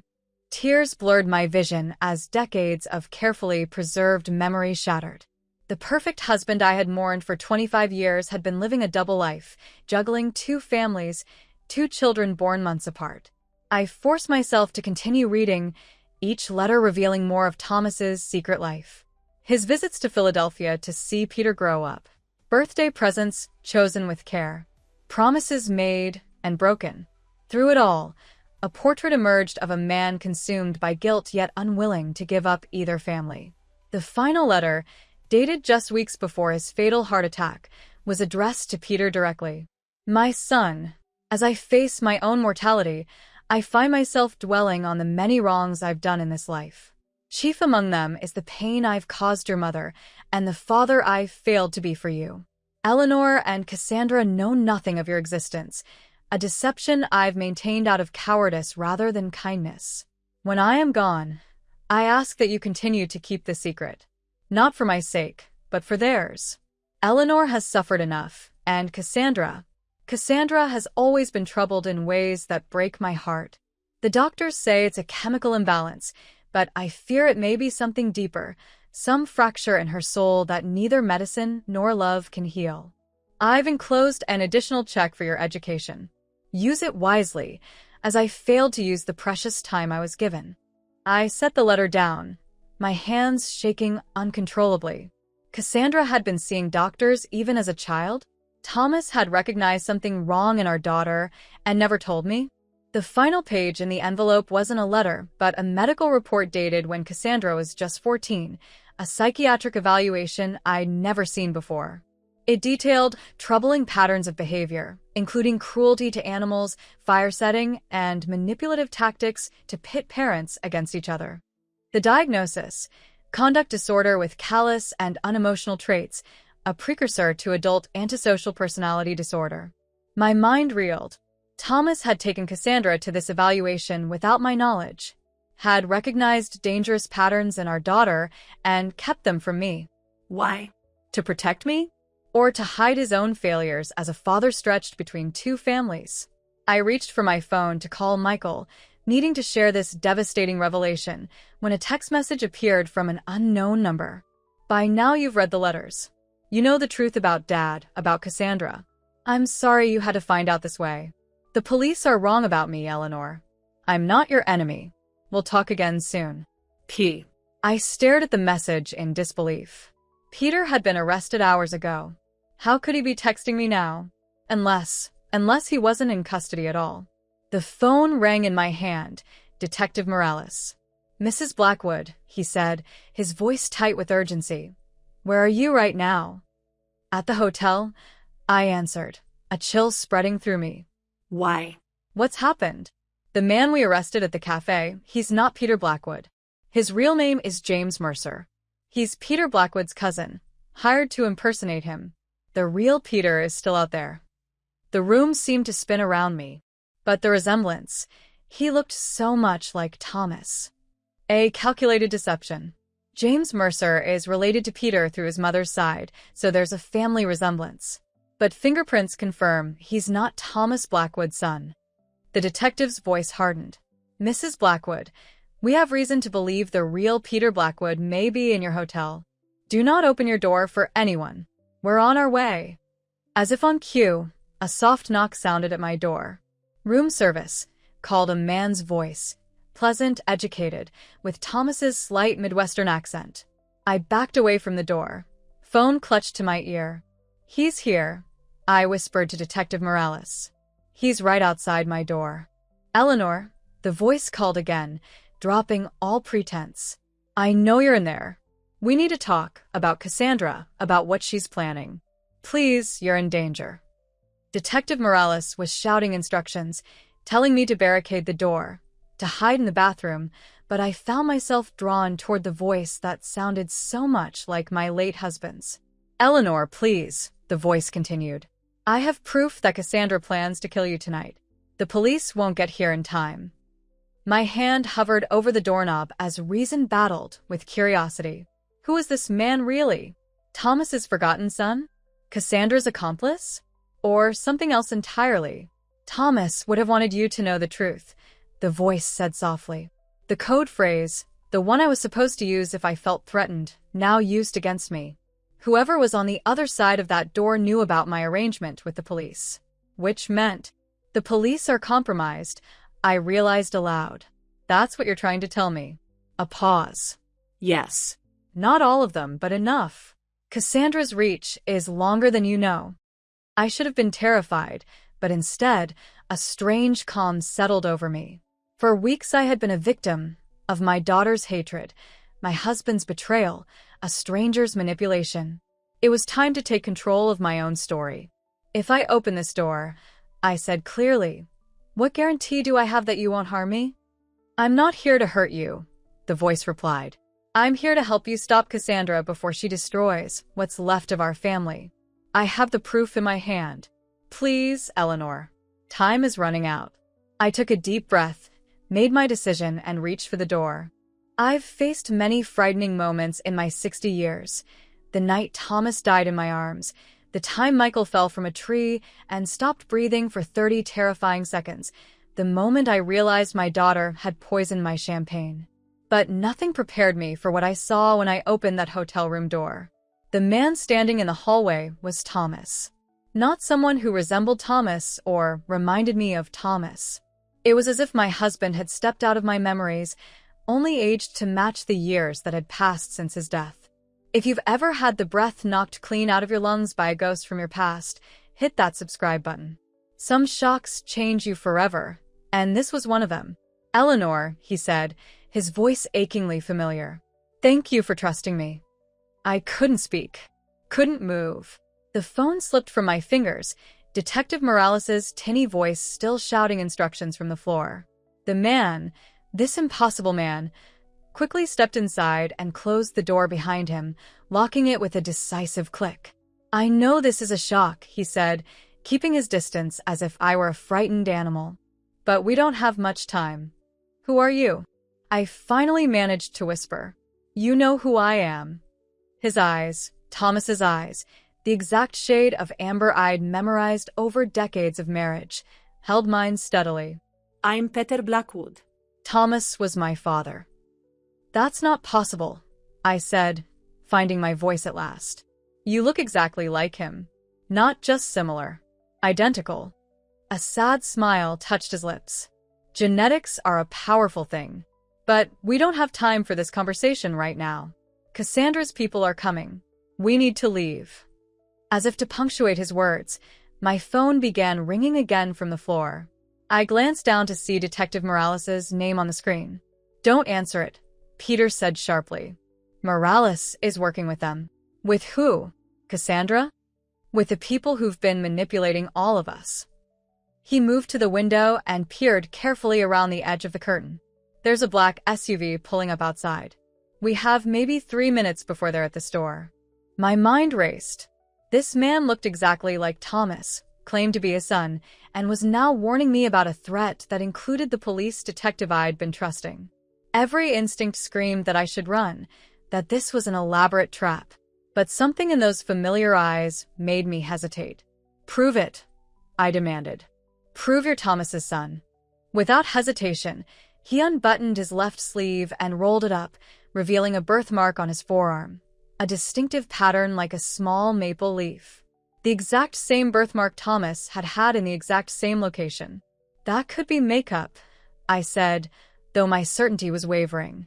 "Eleanor," he said, his voice dropping to the gentle tone Thomas had always used when I was upset, "I know about the night at the lake house. The summer before Cassandra was born, when the power went out during the thunderstorm. Dad told me it was the moment he knew he'd made a terrible mistake with my mother, because even in complete darkness, there was nowhere he'd rather be than holding your hand." My knees nearly buckled. That night at the lake house was a private memory, one I never shared with anyone, not even Michael or Cassandra. It had been a perfect moment of connection in an otherwise troubled year of our marriage, a turning point when I'd felt Thomas fully return to me after months of emotional distance. If this man knew about it, he could only have heard it from Thomas himself. "We need to go," Peter insisted, glancing at the window again. "Now." "My son," I said, grabbing my purse. "I need to warn Michael." "I've already taken care of it," Peter replied, surprising me. "I sent someone I trust to move him to a secure location. He and his family are safe." He held out his hand. "Please, Eleanor, trust me." In that moment, I made a decision that would change everything. I took his hand, this stranger with my husband's face, my husband's eyes, my husband's birthmark, the hand that felt, impossibly, like Thomas's hand in mine. Peter led me quickly down the hotel service stairs rather than the elevator, explaining in hushed tones that the security cameras were compromised. In the basement, he guided me through a maze of laundry carts and maintenance equipment to a service entrance where a nondescript sedan waited, engine running. "Get in the back and stay down," he instructed, opening the door for me. As I slid into the back seat, I noticed the driver, a young woman with close-cropped hair and watchful eyes. She nodded to Peter but asked no questions as we pulled away from the hotel. Through the rear window, I saw 3 men in dark suits rushing into the building we'd just left. "Who are they?" I asked, my heart racing. "Mercenaries," Peter said grimly. "Hired by Cassandra's organization." "Organization?" I echoed in disbelief. "What organization?" "She's a socialite with a rich husband, or she was, until she tried to kill me, and Richard turned up dead." Peter exchanged a look with the driver. "Eleanor, Cassandra isn't just a socialite. For the past 5 years, she's been building a network of criminals, corrupt officials, and blackmailed professionals.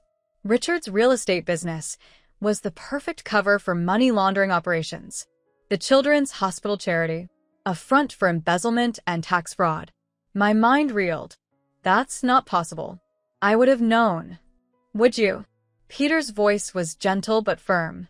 "You've said yourself that Cassandra became a stranger to you, that she changed." I thought of my daughter's cold eyes as she handed me that poisoned champagne, the calculation in her gaze, the absolute conviction that she was entitled to my death. Perhaps I hadn't known her at all. "Where are we going?" I asked as the car merged onto the highway. "Somewhere safe," the driver answered, her eyes meeting mine in the rearview mirror. "I'm Maya, by the way. I worked undercover in Richard's company for 18 months, tracking their operation." "You're law enforcement?" I asked hopefully. She shook her head. "Private security now. I was FBI until Cassandra's people got to my supervisor. They threatened my family, forced me to resign." "This is bigger than local police, Eleanor," Peter added. "It reaches into federal agencies, the DA's office, even the judiciary. That's how Richard made bail so easily, despite the overwhelming evidence against him. And how he ended up dead the next day," Maya added grimly. "Loose ends." The implications were staggering. If what they were saying was true, then no one could be trusted. Not Detective Morales, not the lawyers, not anyone connected to the investigation. "What about Bernard?" I asked suddenly, thinking of my old friend who had been helping me protect my assets. Is he involved? Peter's expression softened. Bernard Oakes is one of the few people we're certain is clean. In fact, he's the one who helped me track you down after Richard's death. He's meeting us at the safe house. Relief washed through me. At least one person in my life wasn't a lie. We drove for nearly 2 hours, eventually turning onto a winding country road that led deep into the forested hills outside the city. The landscape grew increasingly remote until Maya turned onto a nearly invisible dirt track that wound through dense trees. Finally, we emerged into a clearing where a rustic but well-maintained cabin stood, smoke curling from its chimney. "We're here," Peter announced, helping me from the car. Bernard should already be inside. The cabin's interior was warm and surprisingly well-equipped. Not the rustic retreat it appeared to be from outside, but a modern safe house with reinforced doors, security systems, and what looked like military-grade communications equipment on a desk in the corner. Bernard rose from an armchair by the fireplace as we entered, his familiar face a welcome sight in this sea of uncertainty. He embraced me tightly. "Ellie, thank God you're safe. When I heard about the imposter at the cafe, I feared the worst." "Bernard," I said, pulling back to look at him. "What is happening? How deep does this go?" He gestured for me to sit, his expression grave. "Deeper than any of us initially realized. It's taken me days to piece it all together, with Peter's help." I glanced at Peter, who was conferring quietly with Maya near the communications equipment. In the warm light of the cabin, his resemblance to Thomas was even more pronounced. The way he stood, the thoughtful furrow of his brow, even the unconscious habit of running his thumb over his knuckles when deep in thought. "Start from the beginning," I said to Bernard. "And tell me everything." Bernard nodded, settling into the chair across from me. "It started 2 years ago, when Cassandra somehow discovered Peter's existence. We believe she found Thomas's old papers, perhaps letters similar to the ones Peter showed you. She reached out to Peter, presenting herself as a sister eager to connect with her long-lost brother." "That part is true," Peter added, joining us by the fire. "At first, I was overjoyed. I'd spent my entire life as Thomas Blackwood's secret, his shame. Suddenly, I had a sister who wanted to know me, who shared my blood. But that wasn't her real motivation," Bernard continued. "Cassandra was laying groundwork. She'd already begun building her criminal network through Richard's connections, and she needed someone with Peter's skills." "What skills?" I asked, looking at Peter curiously. "I'm a forensic accountant," Peter explained. "I specialize in tracking financial crimes, following money through shell companies and offshore accounts. I've consulted for the FBI, Interpol, private corporations.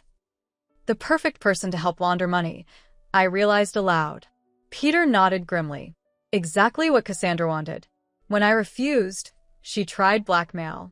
Threatened to reveal my existence to you in the most painful way possible, to destroy my reputation in my field. When that didn't work, she cut ties." His expression darkened. "Until you won the lottery." Suddenly, I was useful again, I guessed. "You were an obstacle," Bernard corrected. "Cassandra had been running her operation successfully for years, but she was always limited by capital. Richard's real estate business could only launder so much money without raising red flags. But $62 million. He shook his head. "That kind of money could expand her operation exponentially. But I set up the foundation," I said. "The money was protected, which is why she decided you needed to die," Peter said bluntly. "With you gone, she believed she could eventually gain control of the foundation through legal challenges, especially if Michael and his family were also out of the picture." A chill ran through me at the implication. She would have murdered her own brother? Her niece and nephew? "Cassandra isn't capable of familial love, Eleanor," Bernard said gently. "The psychiatric records Thomas kept secret, they revealed signs of severe antisocial personality disorder, even in childhood. The doctors warned him that it would likely worsen with age. And Thomas hid this from me?" My voice broke. "He let me believe she was just strong-willed, just headstrong?" Peter looked away, shame evident in his posture. Dad was conflict-averse. He couldn't bear to see you hurt, so he hid difficult truths. It was his greatest flaw. A flaw that nearly got me killed, I said bitterly. And still might, Maya interjected, approaching with a tablet. We've just received word that Cassandra has been released from jail. What? Bernard surged to his feet. That's impossible. She was denied bail. Maya's expression was grim. Judge Harriman signed the order an hour ago, citing new exculpatory evidence and community ties as justification. She's already gone from the detention center. Harriman. Bernard spat the name like a curse. He was at your birthday party, Eleanor. Always hovering around Richard, laughing too loudly at his jokes. I should have seen the connection. So Cassandra is free, I said, trying to process this new horror. And she knows I've disappeared with Peter. What will she do now? Maya and Peter exchanged worried glances. She'll go after the foundation, Peter said finally. It's always been about the money. But she can't touch it, I objected. We set it up specifically to prevent that. Under normal circumstances, that would be true, Bernard admitted. But if Cassandra can prove you're mentally incompetent, or that you established the foundation under duress or with fraudulent intent, she could petition the court to freeze the assets pending investigation, Peter finished. With judges like Harriman in her pocket, she might succeed. The full magnitude of the threat was becoming clear. This wasn't just about my life anymore. It was about everything I'd worked to protect, the good that the Thomas Blackwood Foundation could do for struggling families like mine had once been. There's more, Maya said reluctantly, handing the tablet to Peter. Show her. Peter's face darkened as he looked at the screen. After a moment's hesitation, he passed it to me. On the screen was a news article with the headline, Lottery winner's son kidnapped, Michael Blackwood missing, family under police protection. My world collapsed. No, I whispered, scanning the article with growing horror. This says Michael disappeared from his hotel 3 hours ago. That his wife reported men in police uniforms took him away.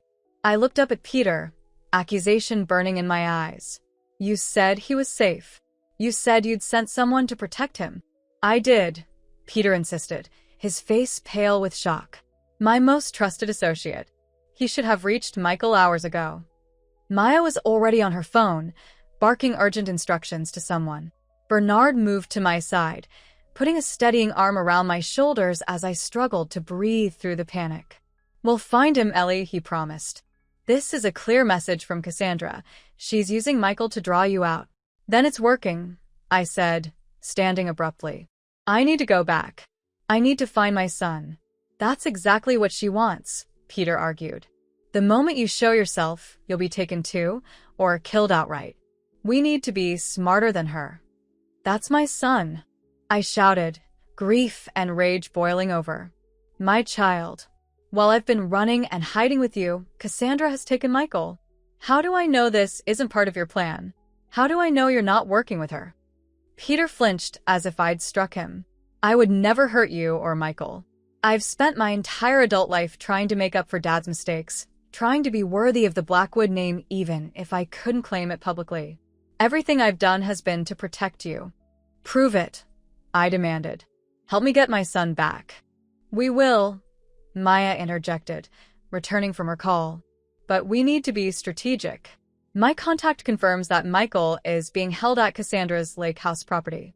It's isolated, heavily guarded. We can't just storm in there. Then what do we do? Asked desperately. We use the one thing Cassandra wants more than Michael, Peter said quietly. The foundation. We offer her a trade, control of the foundation for Michael's safe return. No, Bernard objected immediately. We can't give her that kind of power, that kind of money. She'll use it to expand her criminal empire. We won't actually give it to her, Peter clarified. We just need to make her believe we will. Long enough to get Michael out safely. I looked between them, my mind racing. How would that even work? The foundation is legally protected. There's a clause in the foundation charter, Bernard admitted reluctantly. As the founder, You retain the right to dissolve the foundation under certain extreme circumstances, with the assets reverting to your control. It was meant as a safeguard in case the Foundation's mission ever became impossible to fulfill. Cassandra would know about this clause, Peter added. She's had her lawyers studying every aspect of the Foundation since it was created. So we offer her a deal, I said slowly, the plan taking shape in my mind. I dissolve the Foundation, regain control of the money, and sign it over to her in exchange for Michael. But we set a trap, Maya finished, nodding in approval. We work with legitimate federal authorities, ones we verified aren't in Cassandra's pocket. When she shows up for the exchange, they move in. It was desperately risky. If Cassandra suspected a trap, Michael would pay the price. But what choice did we have? I'll make the call, I decided. She'll believe it coming from me. Bernard handed me a secure phone, his expression grave. Be convincing, Ellie. Your son's life depends on it. With trembling fingers, I dialed Cassandra's number. To my surprise, she answered on the first ring, as if she'd been waiting for my call. Mother, she said, her voice eerily calm. I was wondering when you'd reach out. I want to speak to Michael, I demanded, fighting to keep my voice steady. I need to know he's alive. Of course, she replied smoothly. There was a rustling sound.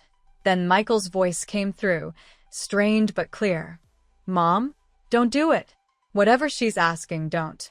His words cut off abruptly, replaced by Cassandra's cold tone. Satisfied? He's quite comfortable, all things considered. Whether he remains that way is entirely up to you. What do you want? I asked, though I already knew. The Foundation, she said immediately. Dissolved. All assets transferred to my control. No police, no FBI, no tricks. You come alone to the transfer meeting. And in return? Michael goes free. You too if you behave. I'm not unreasonable, Mother. I never wanted to hurt you. I just want what's rightfully mine. The audacity of her claim, that my lottery winnings were somehow her birthright, would have enraged me if I hadn't been so focused on saving Michael. How do I know you'll keep your word? I asked. Cassandra laughed, a chilling sound devoid of warmth. You don't. But what choice do you have? Michael dies if you don't comply. It's really very simple. I swallowed hard. I'll need time to make the legal arrangements. The Foundation can't be dissolved instantly. You have 24 hours, she said. Bernard knows what paperwork is required. I'll text you the meeting location tomorrow night. Her voice hardened. Come alone, Mother. If I see Peter Blackwood or any sign of law enforcement, Michael dies immediately. The call ended abruptly. I looked up to find Peter, Bernard, and Maya watching me intently. She knows about Peter, I said. She mentioned him by name. Maya nodded grimly. She has sources everywhere. We have to assume she knows we're working together. Then how do we set a trap if she's expecting one? I asked desperately. We don't, Peter said, his expression resolute. We give her exactly what she wants. Bernard gaped at him. You can't be serious. $62 million in Cassandra's hands would fuel criminal enterprises across the country. Not if the money isn't real, Peter countered. We all turned to stare at him. Explain, Maya demanded. I spent years tracking financial criminals, understanding how they move and hide money, Peter said. I know how to create the illusion of a transfer while actually moving the funds to a secure location. Cassandra will believe she's receiving the Foundation's assets, but she'll actually get nothing. She'll have forensic accountants check everything, Bernard objected. She's not stupid. No, but she's arrogant, Peter replied. And I'm better at this than anyone she could hire. I can create a digital trail so convincing it would take weeks to discover it's false. By then, Michael will be safe and Cassandra will be in custody. I studied Peter's face, so like Thomas's, yet somehow stronger, more determined than my husband had ever been. Can you really do this? Create a financial mirage that will fool her. Yes, he said without hesitation. But I'll need Bernard's help with the legal documentation, and I'll need you to be absolutely convincing when you meet with her. She needs to believe you've been broken, that you're surrendering completely. Could I do that? Could I face my daughter, the woman who had tried to murder me, and pretend to give her everything she wanted? For Michael, I would try. I'll do whatever it takes, I promised. Just tell me what to do. The next 24 hours passed in a blur of activity. Bernard worked on the foundation dissolution paperwork, creating documents that looked legitimate but contained subtle legal flaws that would invalidate them if ever scrutinized in court.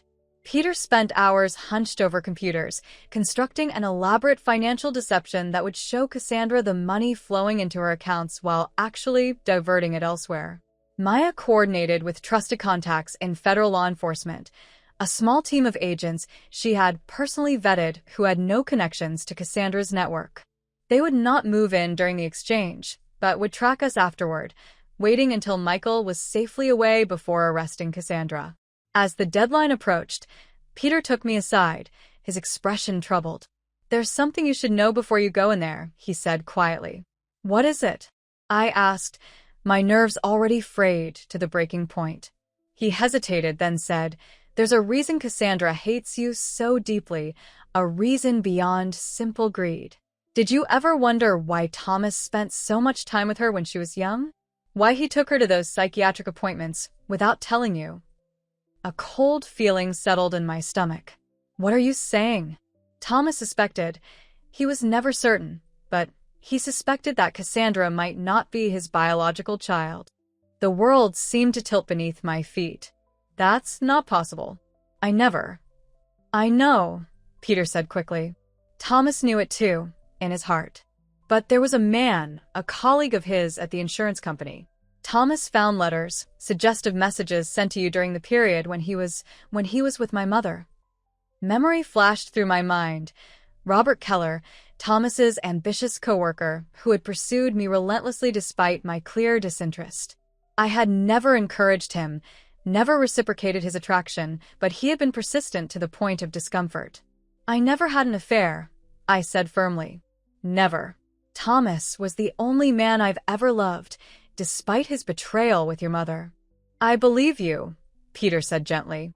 But Thomas had doubts, especially as Cassandra grew older and showed none of his traits, none of his temperament. The timing of your pregnancy, coming just as he was involved with my mother, it fed his insecurities. "So, he punished me by keeping secrets," I said bitterly. "By hiding Cassandra's mental health issues, by pretending everything was fine while building a relationship with you behind my back." "He was a flawed man," Peter acknowledged. "But he loved you, Eleanor. Until his dying day, he loved you with his whole heart. His greatest regret was the web of lies he'd woven. And now those lies might cost my son his life," I said, turning away to hide the tears that threatened to fall. Peter placed a gentle hand on my shoulder. "We won't let that happen. I promise you, Michael will come home safely." Later that night, Cassandra's text arrived with coordinates for the meeting location, an abandoned warehouse on the outskirts of the city. Classic villain territory, I thought with grim humor. At least she was consistent in her melodrama. As we prepared to leave, Bernard embraced me tightly. "Be careful, Ellie. Cassandra is unstable and unpredictable. Don't antagonize her, no matter what she says." "I'll be fine," I assured him, though my pounding heart suggested otherwise. "Just be ready with the federal agents if something goes wrong." Maya handed me a small device that looked like a normal brooch. "This is a tracker and audio transmitter. We'll be able to hear everything, and we'll know exactly where you are at all times." I pinned it to my blouse, then turned to Peter. For a moment, we stood looking at each other.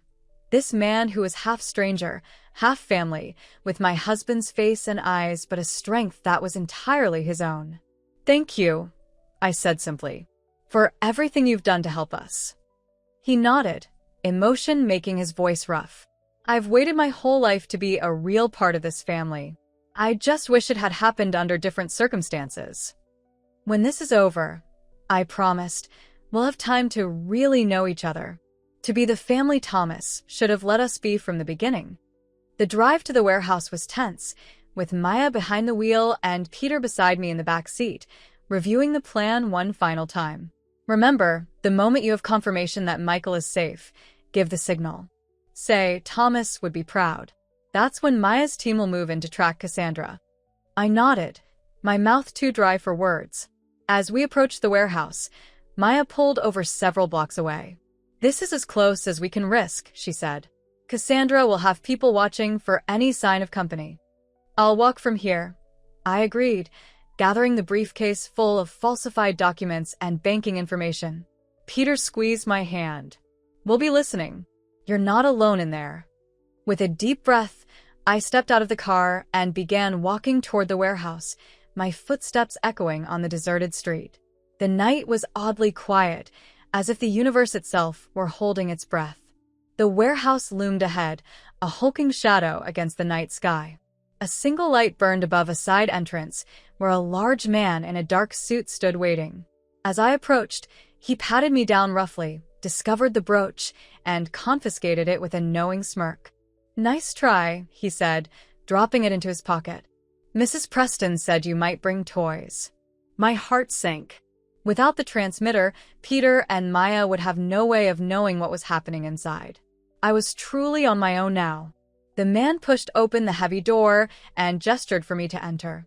Inside, the warehouse was cavernous and dimly lit, with bare concrete floors and rusting machinery casting bizarre shadows.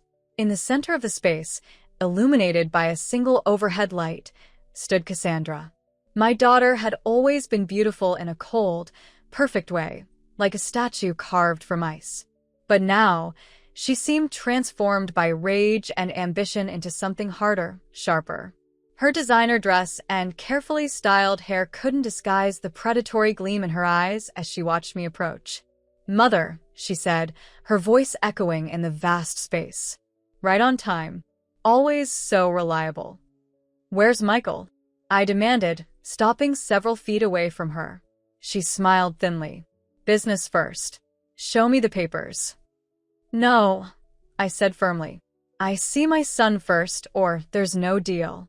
For a moment, anger flashed across her face, the uncontrolled rage of a child denied a toy. Then she composed herself and nodded to someone in the shadows. Two men emerged, half dragging Michael between them. My son's face was bruised, one eye swollen shut, but he was alive. When he saw me, he struggled against his captors. Mom, don't. It's a trap. Quiet, Cassandra snapped, her voice like a whip. She turned back to me. Satisfied? Now the papers.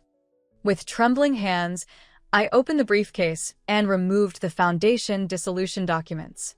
Everything you asked for. The Foundation is dissolved, effective immediately.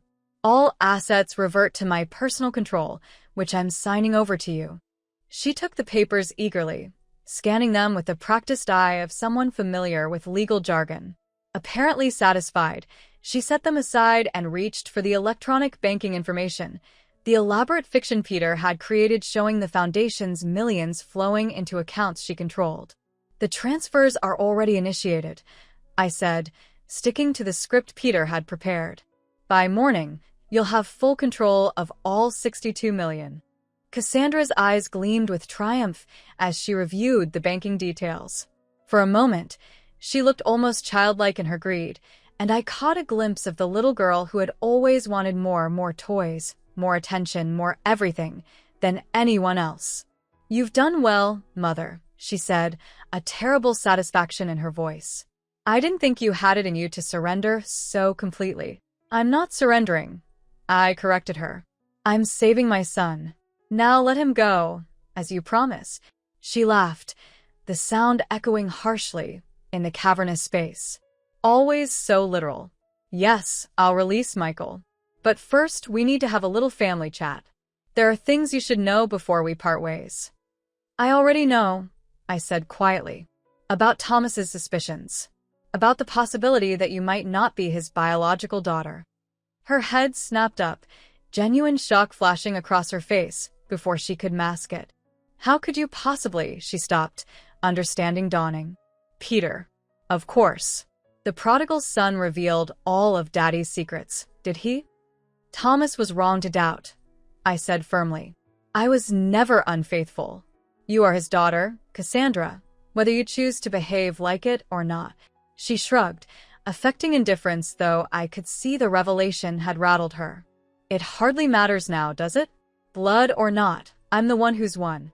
I have the money, the power, everything. And what will you do with it? I asked, genuinely curious despite the danger. What could possibly be worth betraying your family, worth attempted murder? Freedom, she said immediately. Freedom from the crushing mediocrity of a normal life. Do you have any idea how suffocating it was, growing up with your constant struggle, your martyrdom? We can't afford that, Cassandra. We have to be practical, Cassandra. Money doesn't grow on trees, Cassandra. Her voice had risen in a cruel mimicry of mine. I was trying to raise you responsibly, I said, keeping my voice level with effort. To teach you values. Values, she spat the word like a curse. What good are values when you're stuck in a tiny house, wearing secondhand clothes, watching other people live the lives you deserve? I swore I would never end up like you. Old and used up with nothing to show for it. Nothing except children who loved me, I countered. At least one child who did. Her face hardened. Love is overrated. Power is what matters in this world. Money is what matters. And now I have both. She gestured to the men holding Michael. Take him to the car. We're finished here. Wait, I said desperately as they began dragging my struggling son away. You promised to release him. And I will, Cassandra assured me, her smile chilling.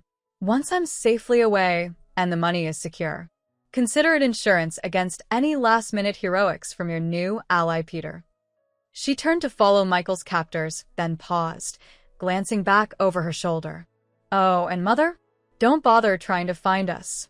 By tomorrow, we'll be out of the country.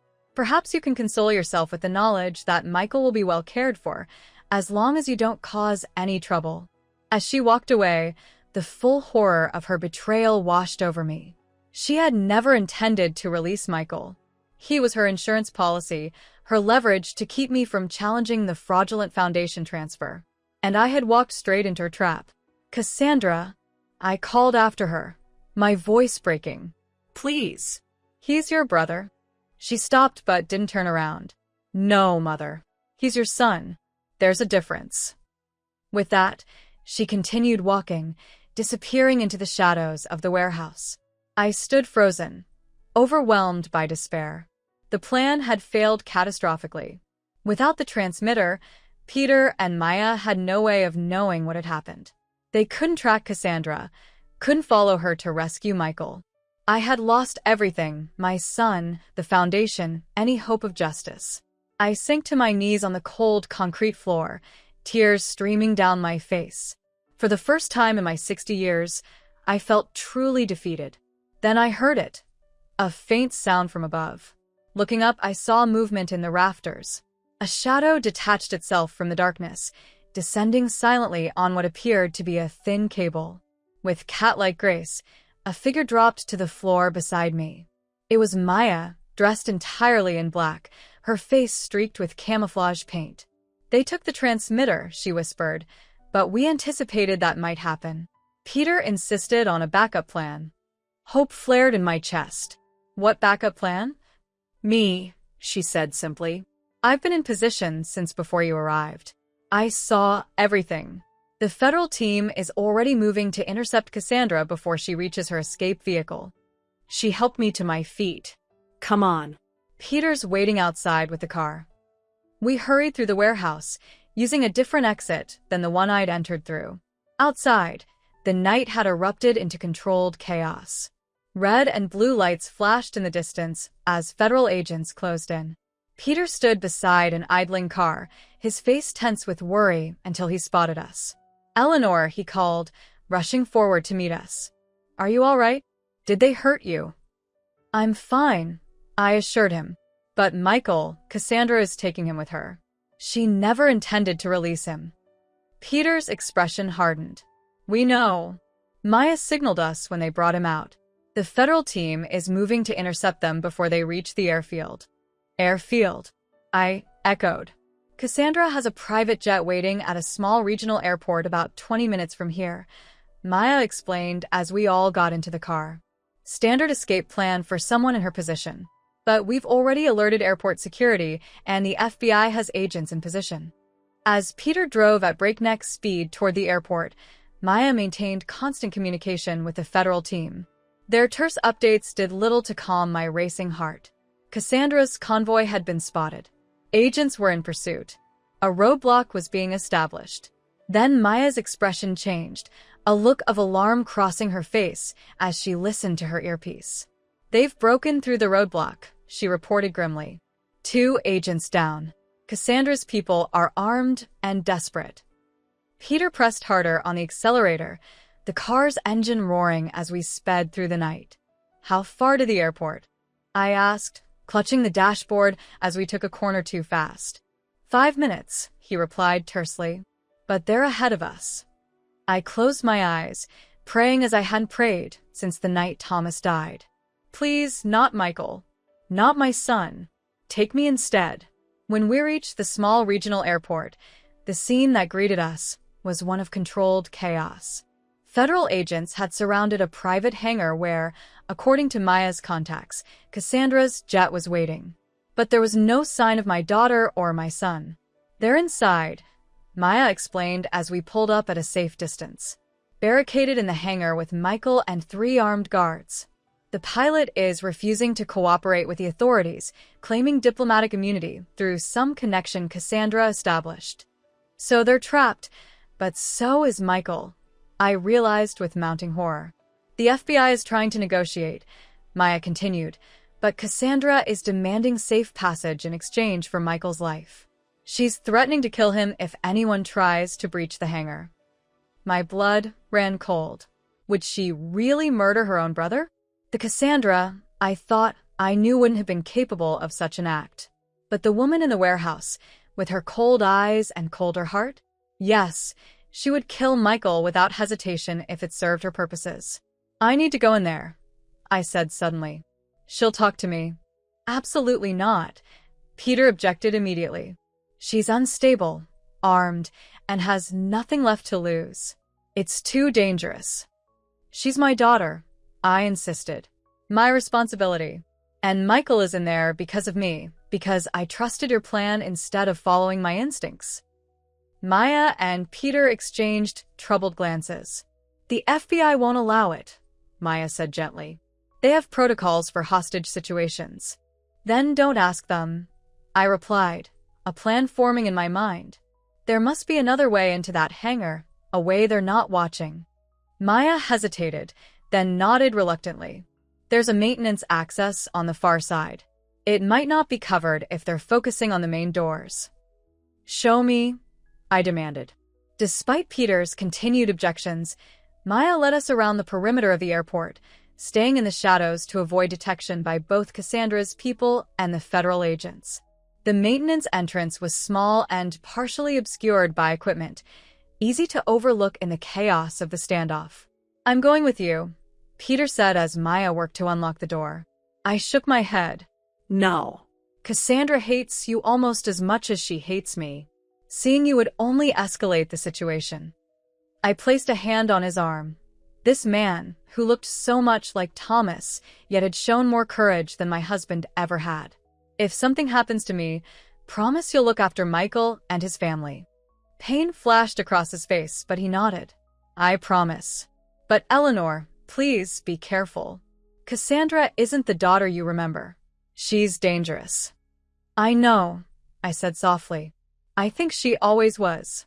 I just didn't want to see it." Maya handed me a small communication device. "Keep this hidden. We'll be able to hear everything, and we'll come in if things go wrong."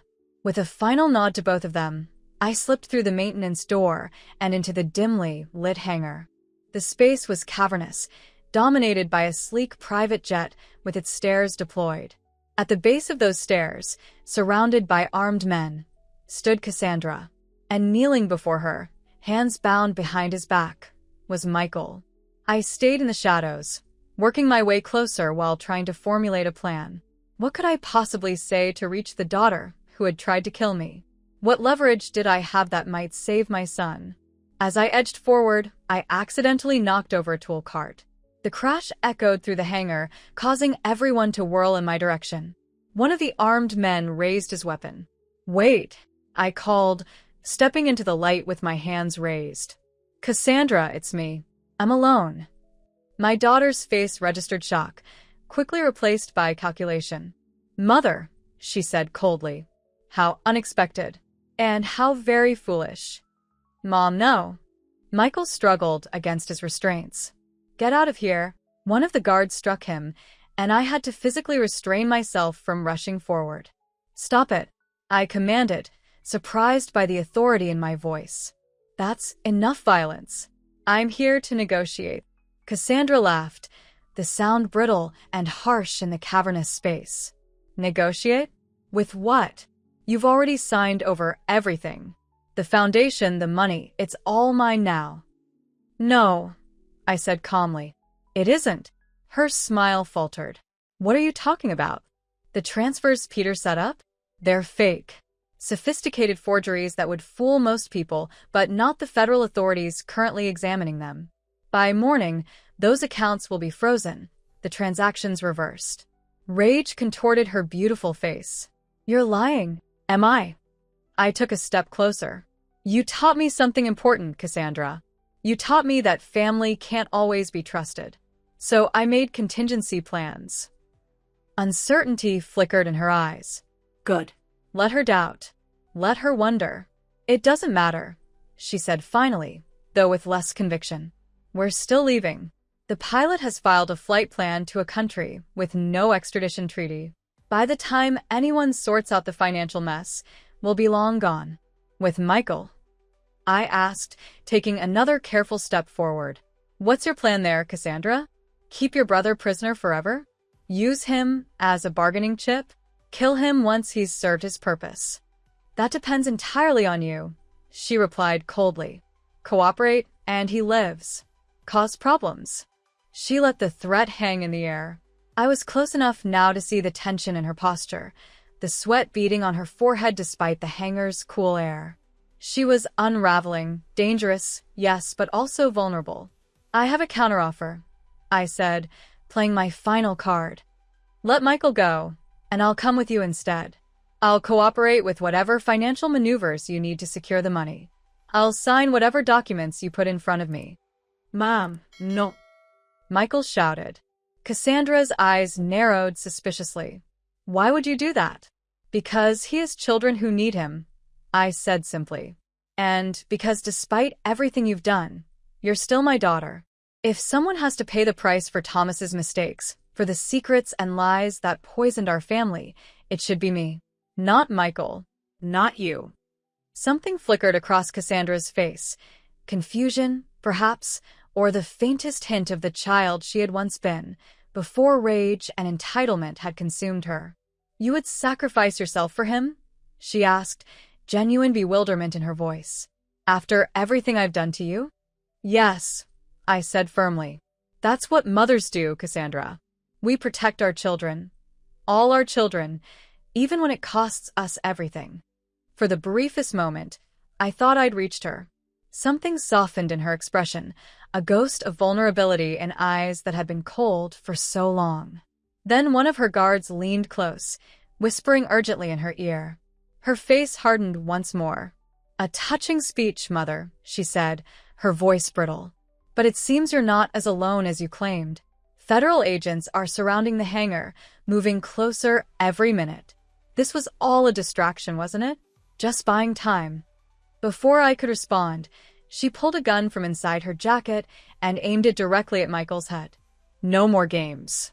Either the authorities back off and let our plane leave, or I pull this trigger. You have 1 minute to convey that message to whoever's listening." I froze, terror clutching at my heart. This was no bluff. The desperation in Cassandra's eyes told me she would do it. She would kill her brother rather than face the consequences of her actions. "Cassandra," I said, my voice breaking. Please don't do this. "It's not too late to stop, to get help." She laughed, a high, unhinged sound that echoed through the hangar. "Help? I'm not the one who needs help, Mother. I'm not the one who is so blind she couldn't see what was happening in her own family. So pathetically trusting that her husband could father another child right under her nose. so weak that her own daughter could plan her murder without her having a clue. Her words were meant to wound, but strangely, they had the opposite effect. Each verbal arrow she fired showed me more clearly the broken, twisted person she had become, or perhaps had always been. Thomas had seen it. He had tried to shield me from it. And in doing so, he had denied Cassandra the help she might have needed. "You're right," I said softly. "I was blind. I failed you as a mother by not seeing the truth, by not getting you the help you needed. Thomas failed you by hiding your condition, by pretending everything was normal when it wasn't. We all failed you, Cassandra. And I'm sorry for that." Something in my words seemed to reach her. The hand holding the gun trembled slightly. "It's too late for apologies," she said, but her voice had lost some of its edge. "It's never too late to choose a different path," I insisted, taking another careful step toward her. "Let Michael go. Come with me to get help. I'll stand by you through whatever consequences come. That's my promise as your mother." For one breathless moment, I thought she might actually lower the gun. Her eyes, so like Thomas's, despite her doubts about her paternity, filled with tears. Then the hangar doors burst open with a thunderous crash. Federal agents poured in, weapons raised, shouting orders. Cassandra's guards raised their guns, and the air filled with the deafening sound of gunfire. "No!" I screamed, throwing myself toward Michael as Cassandra's finger tightened on the trigger.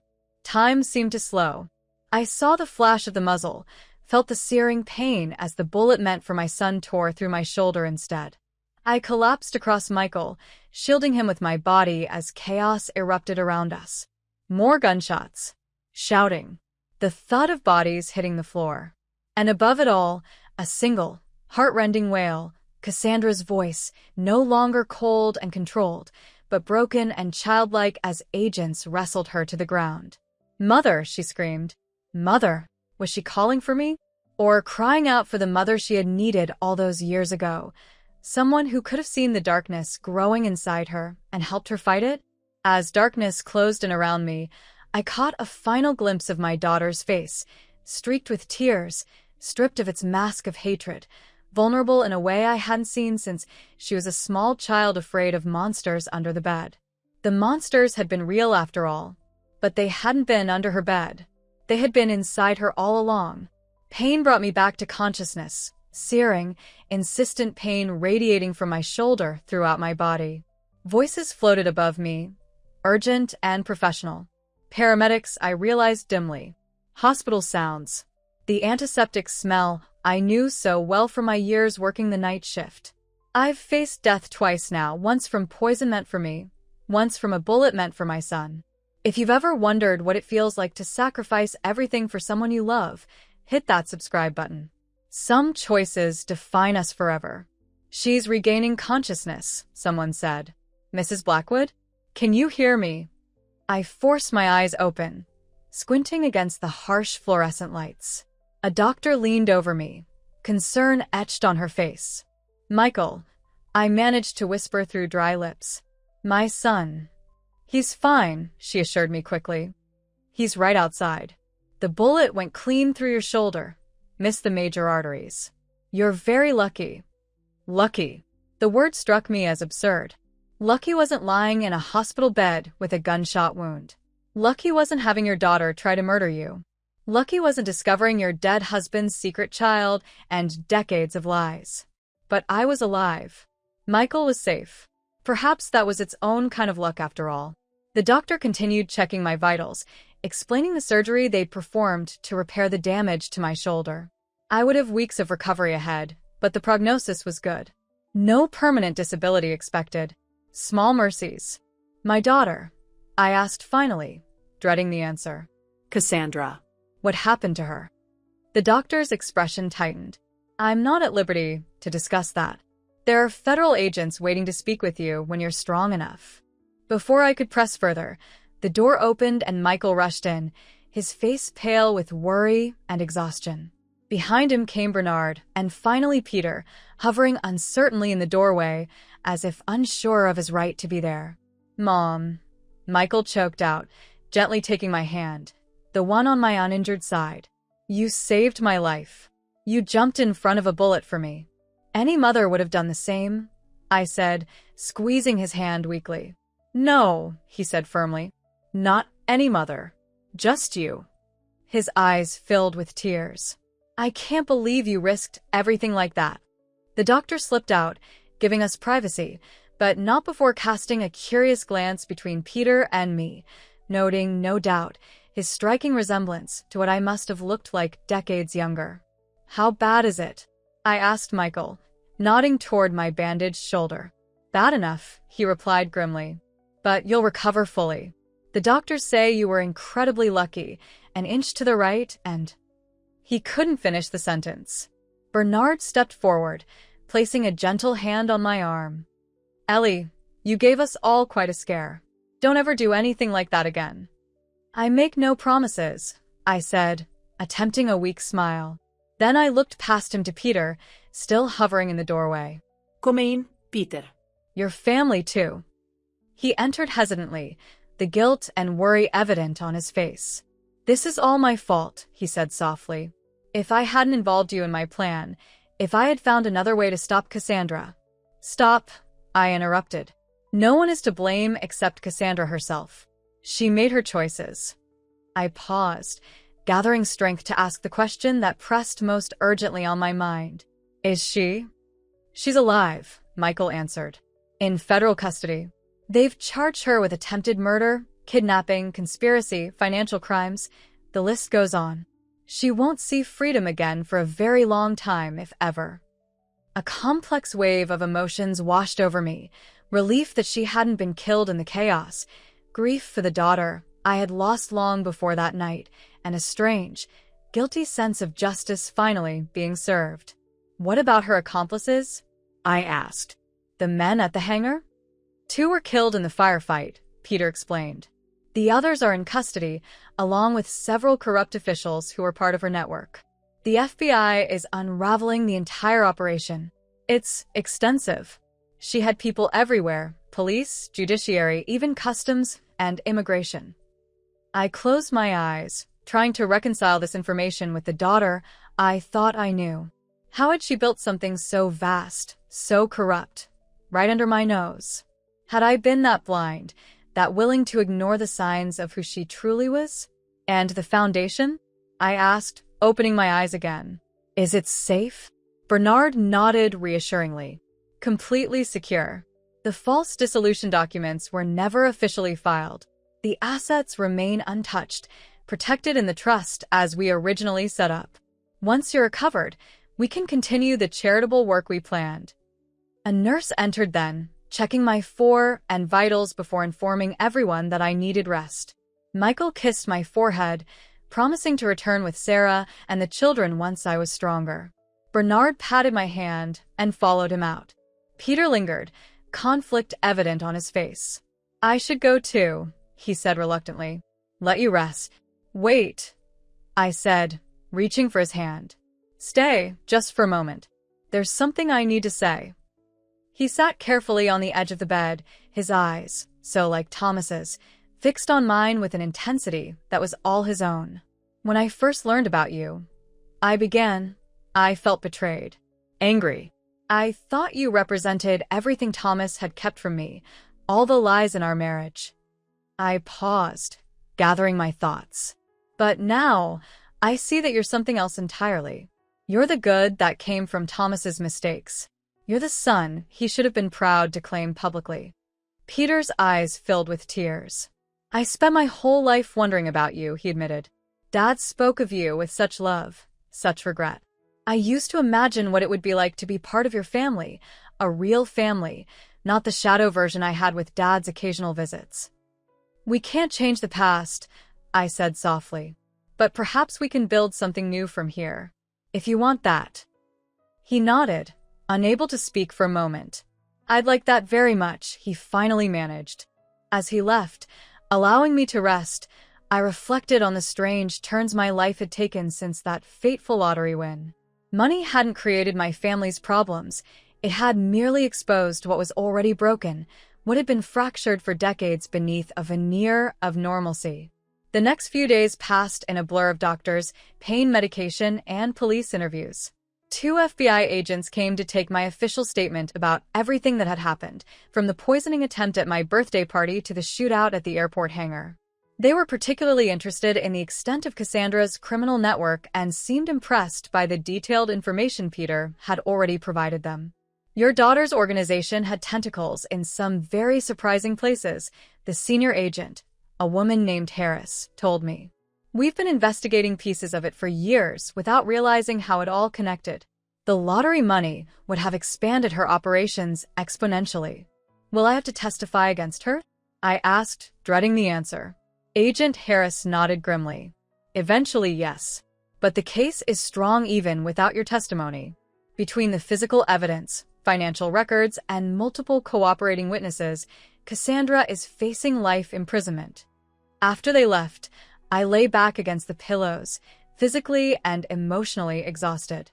My daughter, my flesh and blood, would spend the rest of her life in prison.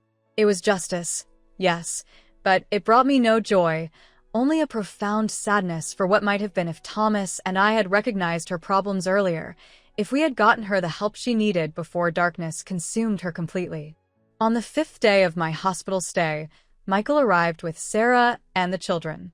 Emma and Lucas approached my bed cautiously, clearly frightened by the tubes and machines surrounding me. "It's okay," I assured them, smiling through the pain. "Grandma just has a sore shoulder. Come give me a gentle hug on this side." Lucas, only 7, climbed carefully onto the bed and nestled against my good side. "Did it hurt when you got shot, Grandma?" he asked with a child's directness. "Yes," I answered honestly. "But sometimes we do painful things to protect the people we love." Emma, 10 and more perceptive, frowned thoughtfully.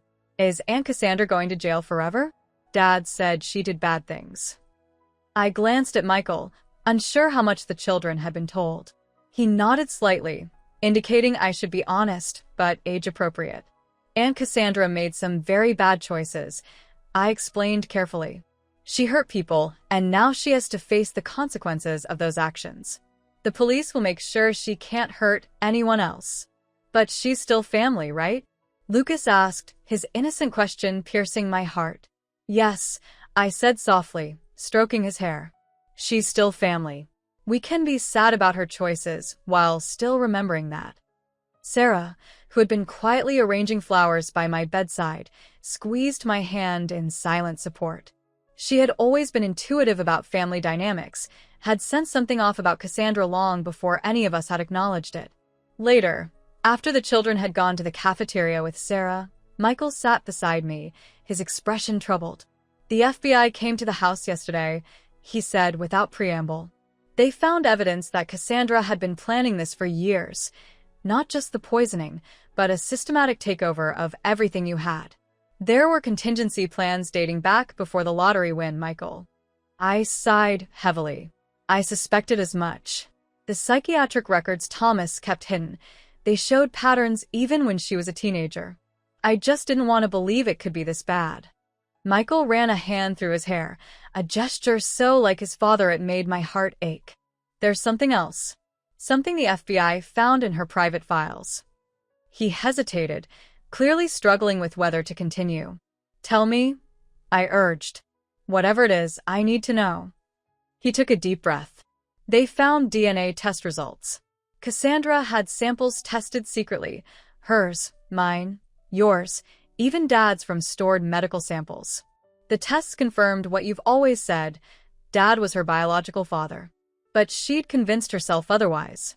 She'd built this whole narrative that she wasn't really a Blackwood, that she was somehow cheated of her true inheritance. A fiction that allowed her to justify her actions. I realized aloud. If she wasn't really Thomas's daughter, then she didn't owe any loyalty to his family." Michael nodded sadly. "The FBI psychiatrist who reviewed her case called it a self-serving delusion that fed into her antisocial personality disorder. She needed a reason to hate us that wasn't her own making." We sat in silence for a while, each lost in our own thoughts about the sister and daughter we had lost not to death, but to something perhaps more final, her own irredeemable choices. The following week, I was deemed well enough to be discharged from the hospital. The question of where I would go loomed large. My house no longer felt safe. Too many painful memories. Too many security concerns with Cassandra's remaining associates, potentially still at large.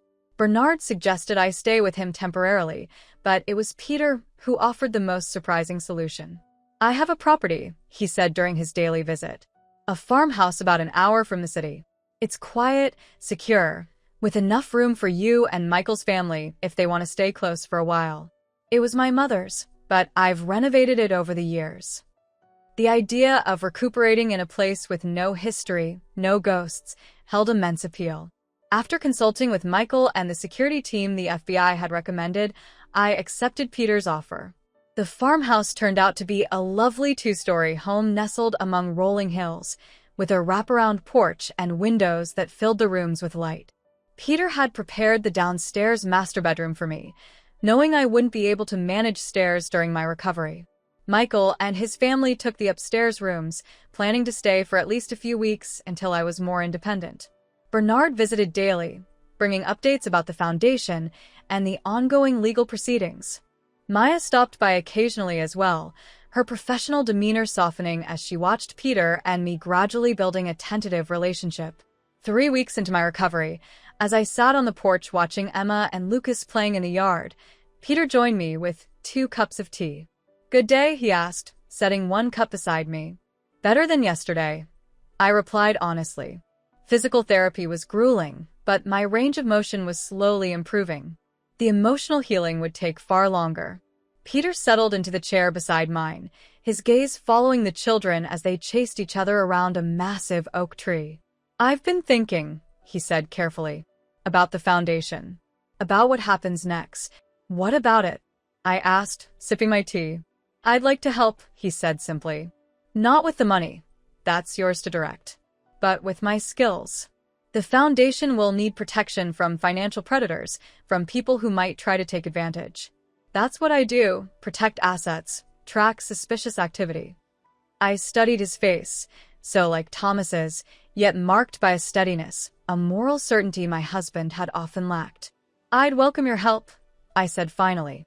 "The foundation should be a family legacy. All of the family." Relief washed over his features. "Thank you." I wasn't sure, given everything that's happened. "Peter," I interrupted gently, "you've proven yourself a Blackwood in all the ways that matter. You protected us.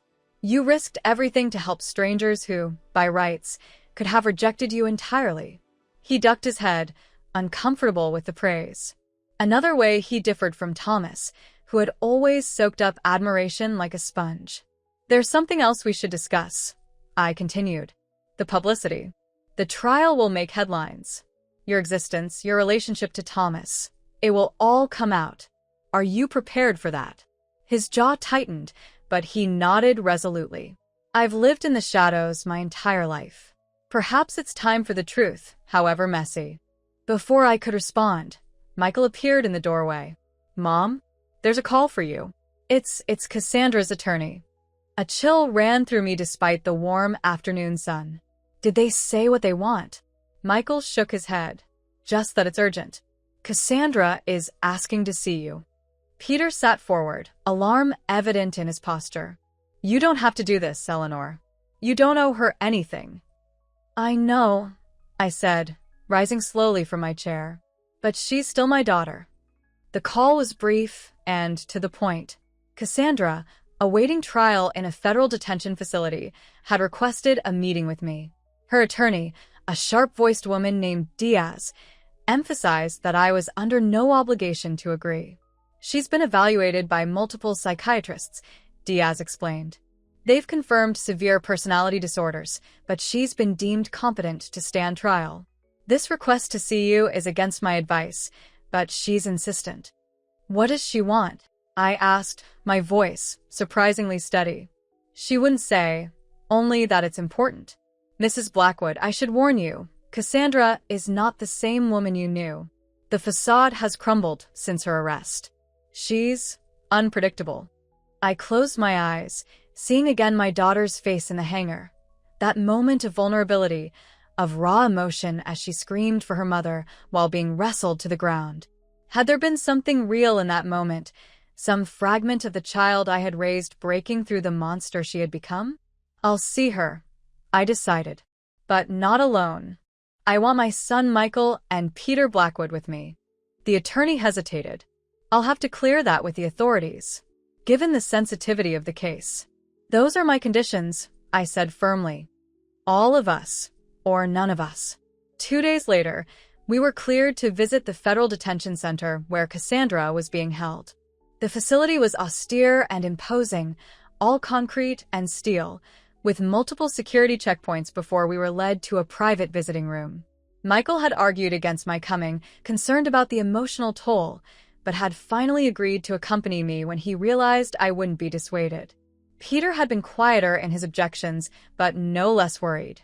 Now, as we waited in the sterile room with its bolted-down furniture and observation windows, both men positioned themselves protectively on either side of me. When the door finally opened, I barely recognized the woman who entered. Cassandra, always so immaculately groomed, so precisely put together, was a shadow of herself. Her hair hung limp around a face stripped of makeup, revealing dark circles beneath eyes that seemed too large for her gaunt features. The prison jumpsuit hung loosely on her frame, suggesting she'd lost weight in the weeks since her arrest. She stopped short when she saw Michael and Peter flanking me, her expression darkening. "I asked to see my mother," she said to the guard. "Not them. Take it or leave it," the guard replied dispassionately. Those were the conditions. For a moment, I thought she might refuse the visit entirely. Then, with visible effort, she composed herself and sat across from us, her hands cuffed before her on the table. "Hello, Mother," she said, her voice hoarse but controlled. "You look well for someone who took a bullet recently." "Why did you want to see me, Cassandra?" I asked, ignoring the barb. She glanced at Michael, then Peter, her gaze lingering hatefully on the latter. "I suppose it's fitting that he's here, Daddy's real son, the one he actually loved." "That's not true," I said quietly. "Thomas loved you. He just didn't know how to help you." A bitter laugh escaped her. "Help me? Is that what you think I needed? Help." She leaned forward, the cuffs clinking against the table. "I needed to be seen, Mother. Really seen. Not as the daughter you wanted, but as the person I actually was." "And who was that?" Michael asked, speaking for the first time since she'd entered. "The person who tried to murder our mother? Who kidnapped me at gunpoint? Who built a criminal empire that hurt countless people?" Cassandra's eyes slid to her brother, cold and assessing. "Always so righteous, Michael. The good son. The one who never asked questions, never saw beneath the surface of our perfect little family." Her gaze returned to me. "Did you know Dad took me to that psychiatrist because he caught me trying to smother Michael with a pillow when he was 2? I don't suppose he shared that little detail." Shock rendered me momentarily speechless. Michael paled beside me, but kept his composure. "Why?" I finally managed to ask.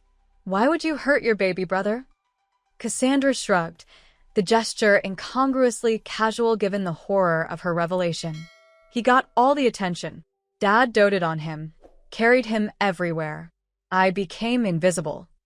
Her voice caught slightly on the last word, a crack in her armor.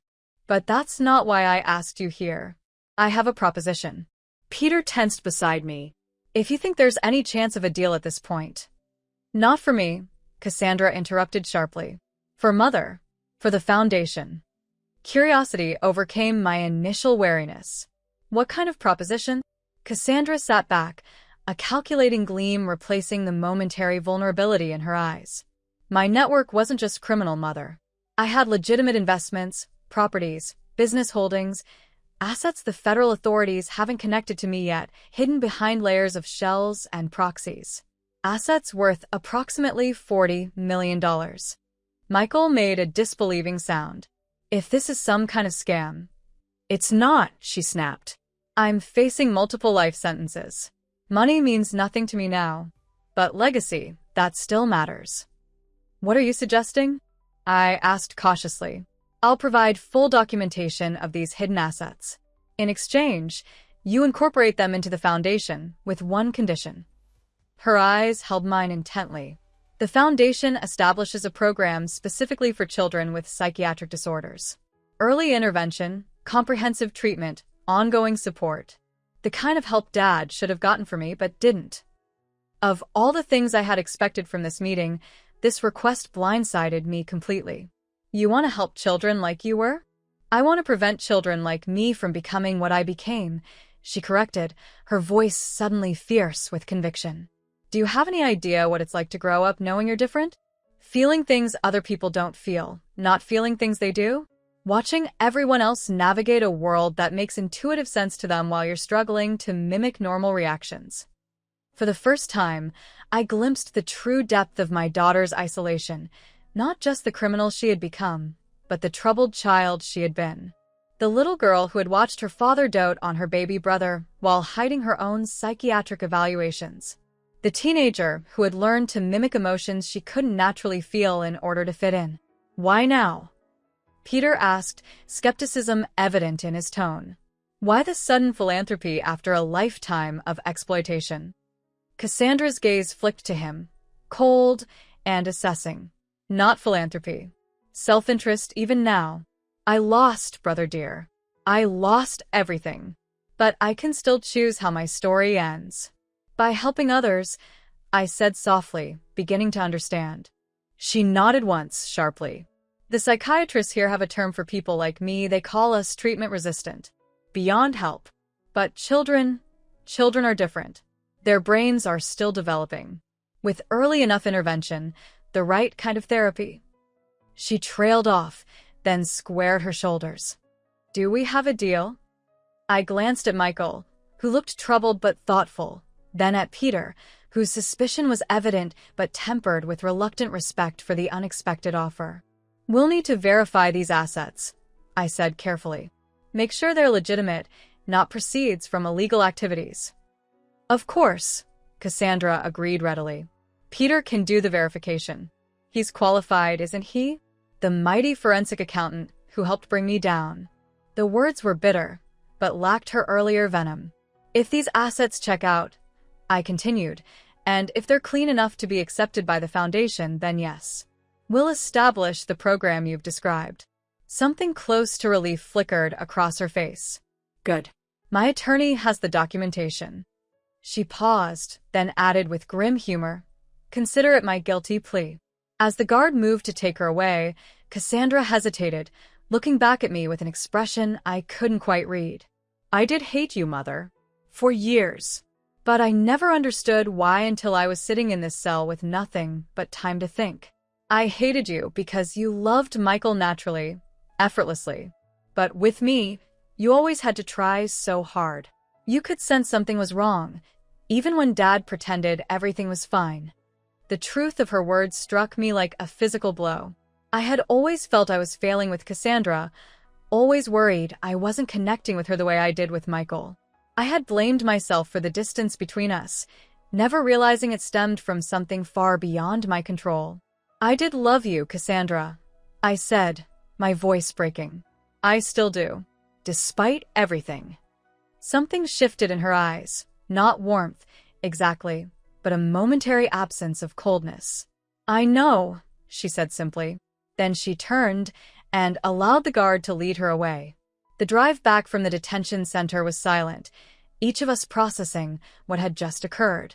It wasn't until we were halfway to the farmhouse that Michael finally spoke. Do you believe her? About the assets, about wanting to help children with similar conditions. I gazed out the window at the passing landscape, considering the question. I believe she wants to leave some mark on the world that isn't entirely destructive. Whether that's genuine remorse or just pride, I can't say. I'll check the assets thoroughly, Peter promised from the driver's seat. If there's even a hint of illegal activity associated with them, we'll walk away. And if they're clean? Michael pressed. I turned to look at my son, my good, kind son who had nearly died because of his sister's hatred. Then we use them exactly as she asked. We help children who might otherwise become like Cassandra. We turn her darkness into something light. Peter's verification process took weeks, during which my physical recovery continued steadily. The assets proved to be legitimate, a complex portfolio of investments, properties, and business interests that Cassandra had accumulated separately from her criminal activities. They were worth even more than she had claimed, nearly $50 million in total. With Bernard's legal expertise, we established the new program under the Thomas Blackwood Foundation's umbrella. We named it Project Dawn, a hopeful name for children struggling in darkness. Leading child psychiatrists were consulted to design the most effective intervention protocols. Partnerships were formed with hospitals, schools, and community organizations to identify children in need. As the program took shape, my personal life underwent its own transformation. The farmhouse, initially just a temporary sanctuary, began to feel like home. Peter, discovering he enjoyed having family close by after a lifetime of solitude, suggested I consider making the arrangement permanent. "The house is too big for just me," he explained somewhat shyly. "And the renovation project I've been planning for the East Wing would include an elevator, so you wouldn't have to worry about the stairs as you get older." "Are you suggesting we become housemates?" I asked, amused by his awkward proposition. He smiled, that warm, slightly crooked smile that was uniquely his, not Thomas's. "I'm suggesting we be a family. The one we should have been all along." Michael and his family eventually returned to their home in Virginia, but with a new commitment to regular visits. Sarah confessed to me that the ordeal had strengthened their marriage, reminding them how precious their time together was. "Life can change in an instant," she said as they prepared to leave. "We're not taking anything for granted anymore." The trial came and went with less drama than I had feared. True to her word, Cassandra pled guilty to most charges, sparing us all lengthy court proceedings. She received multiple life sentences with no possibility of parole, a harsh but just punishment for the lives she had damaged or destroyed. I visited her once more before she was transferred to a federal penitentiary. She seemed calmer than before, more resigned to her fate. When I told her about Project Dawn's progress, she listened with genuine interest, asking pointed questions about the treatment approaches we'd selected. "It won't save everyone," she said as our visit drew to a close. "Some children are born broken in ways that can't be fixed." "Perhaps," I conceded. "But they deserve the chance you never had: early intervention, understanding, support." She studied me with those eyes so like Thomas's, perceptive, intelligent, but lacking the fundamental warmth that had always animated his. "You know what's ironic, Mother? If I hadn't tried to kill you, none of this would be happening. My failure will help more people than my success ever could have." It was as close to remorse as Cassandra was capable of expressing. Not a true acknowledgement of wrong, but a recognition of an outcome that aligned, however accidentally, with a greater good. "Goodbye, Cassandra," I said, rising to leave. "I'll keep you informed about the program's progress." She nodded, already retreating behind the mask of indifference she wore as protection. "Goodbye, Mother.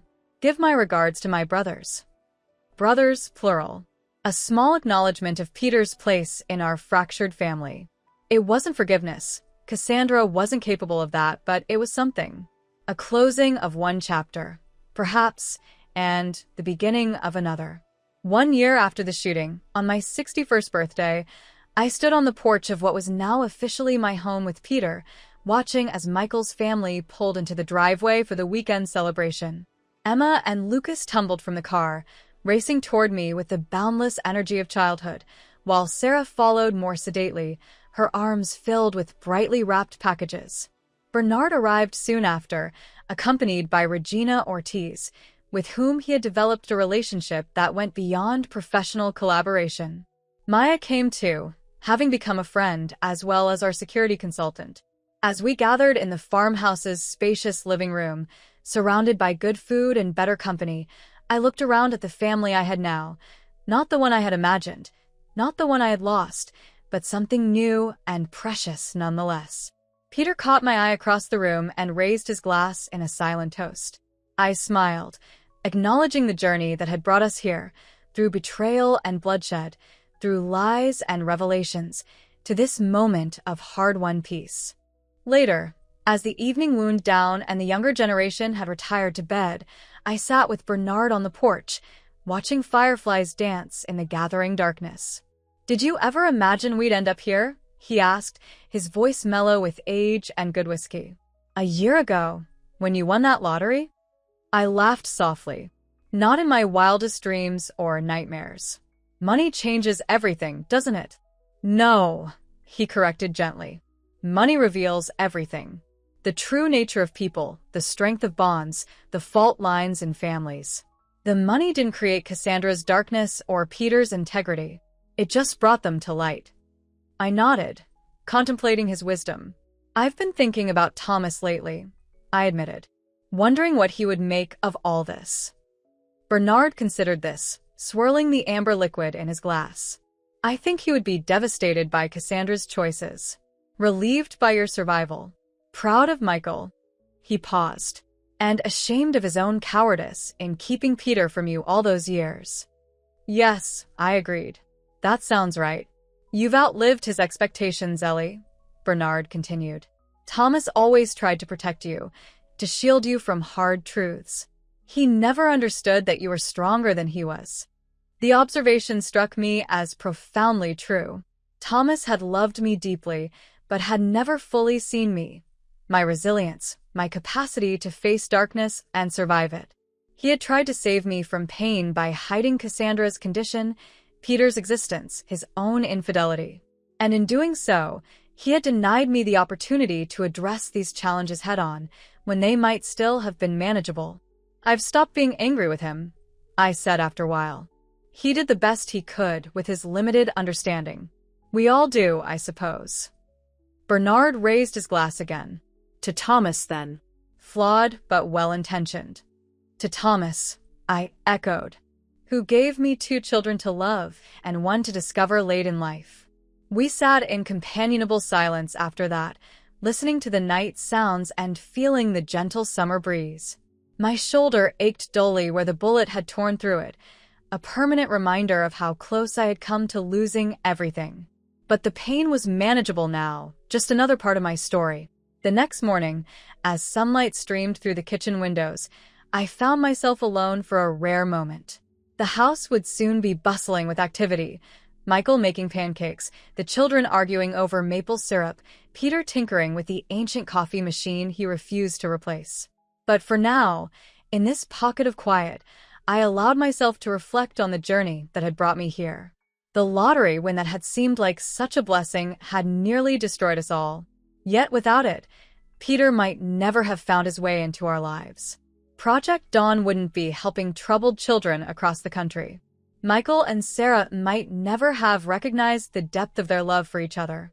And I might never have discovered my own strength, not just to survive betrayal and violence, but to forge something new and meaningful from the wreckage.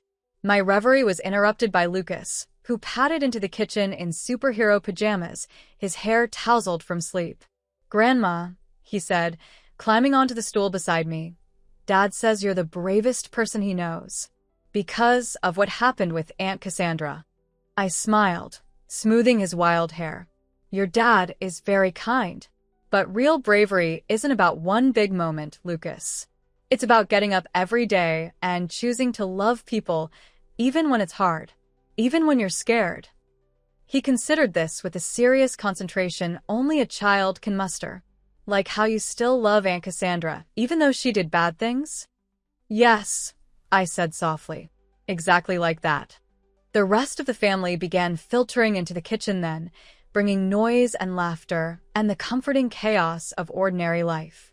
As I watched them, my son and his wife, my grandchildren, my late husband's secret son who had become my unexpected ally and friend, I felt a profound sense of gratitude wash over me. The fortune that had nearly poisoned us had ultimately led to healing. Not the easy, perfect healing of fairy tales, but the messy, complicated healing of real life, with its lingering scars and permanent losses alongside its unexpected gifts. I had lost a daughter to darkness, but gained a son I never knew existed. I had nearly died twice, but emerged with a clearer understanding of what truly mattered. I had $62 million, but had discovered that my real wealth lay in the people gathered around my kitchen island, arguing good-naturedly about who would flip the pancakes. 2 days later, after the birthday celebrations had ended and the house had returned to its normal rhythm, a package arrived addressed to me. There was no return address, but the postal mark showed it had been sent from the federal facility where Cassandra was being held. Inside was a simple wooden box, hand-carved with delicate precision. And nestled within the box was a small, worn teddy bear I recognized immediately, Cassandra's childhood comfort toy, the one she had slept with every night until she was almost 12.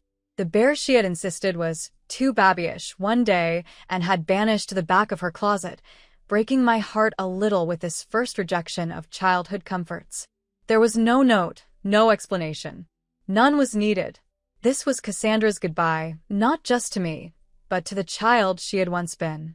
The child who, perhaps, in some alternate universe, where Thomas had been braver and I had been more perceptive, might have received the help she needed before darkness claimed her completely. I placed the teddy bear on the mantelpiece in my bedroom, a bittersweet reminder of all I had lost and all I had gained. A reminder that even in the midst of betrayal and hatred, love could still find a way to speak, however imperfectly. That night, as I prepared for bed, I caught sight of my reflection in the mirror. Older now, lines of experience etched more deeply around my eyes and mouth, a new streak of silver in my hair that hadn't been there before the shooting. But my gaze was steady, clear-eyed, meeting my own reflection without flinching. "Well, Eleanor," I said softly to the woman in the mirror, "you survived." Not just survived, thrived. The woman looking back at me seemed stronger than the one who had stared in shock at a lottery confirmation email a year earlier. Wiser. More resilient. She had been tested by fire and had emerged not unscathed, but unbroken. As I turned away from the mirror, my gaze fell on a framed photograph Peter had recently discovered among his father's belongings. Thomas and me on our wedding day, young and hopeful, unaware of the complicated journey ahead. Beside it stood a newer photo, Peter, Michael, and me at the official launch of Project Dawn, 3 generations of Blackwoods united in purpose, if not in blood. The contrast between these images, between the life I had planned and the life I had actually lived, struck me with bittersweet clarity. None of us knows what the future holds. None of us can predict how the seeds we plant will grow, for good or ill. All we can do is face each day with courage, confront each truth with honesty, and hold fast to love even when darkness threatens to engulf it. I switched off the light and slipped into bed, my injured shoulder aching slightly as it always did before rain. Outside, I could hear the distant rumble of thunder, a storm approaching, but not yet here. There would be time to close the windows to prepare. There was always time if you were paying attention. As I drifted towards sleep, I found myself thinking not of Cassandra's betrayal or Thomas's deception, but of Peter's steadfast support, Michael's unwavering love, and the foundation that would help children for generations to come. The poison that had nearly destroyed us had been transformed into medicine. The fortune that had revealed our fractures had funded our healing. And I, the mother who had been betrayed, the wife who had been deceived, the woman who had survived, I had finally learned that my worth had never depended on the lottery's millions. It had been there all along, in my capacity to love despite betrayal, to rebuild despite destruction, to find light even in the darkest places. That, I realized as sleep finally claimed me, was the only fortune that truly mattered.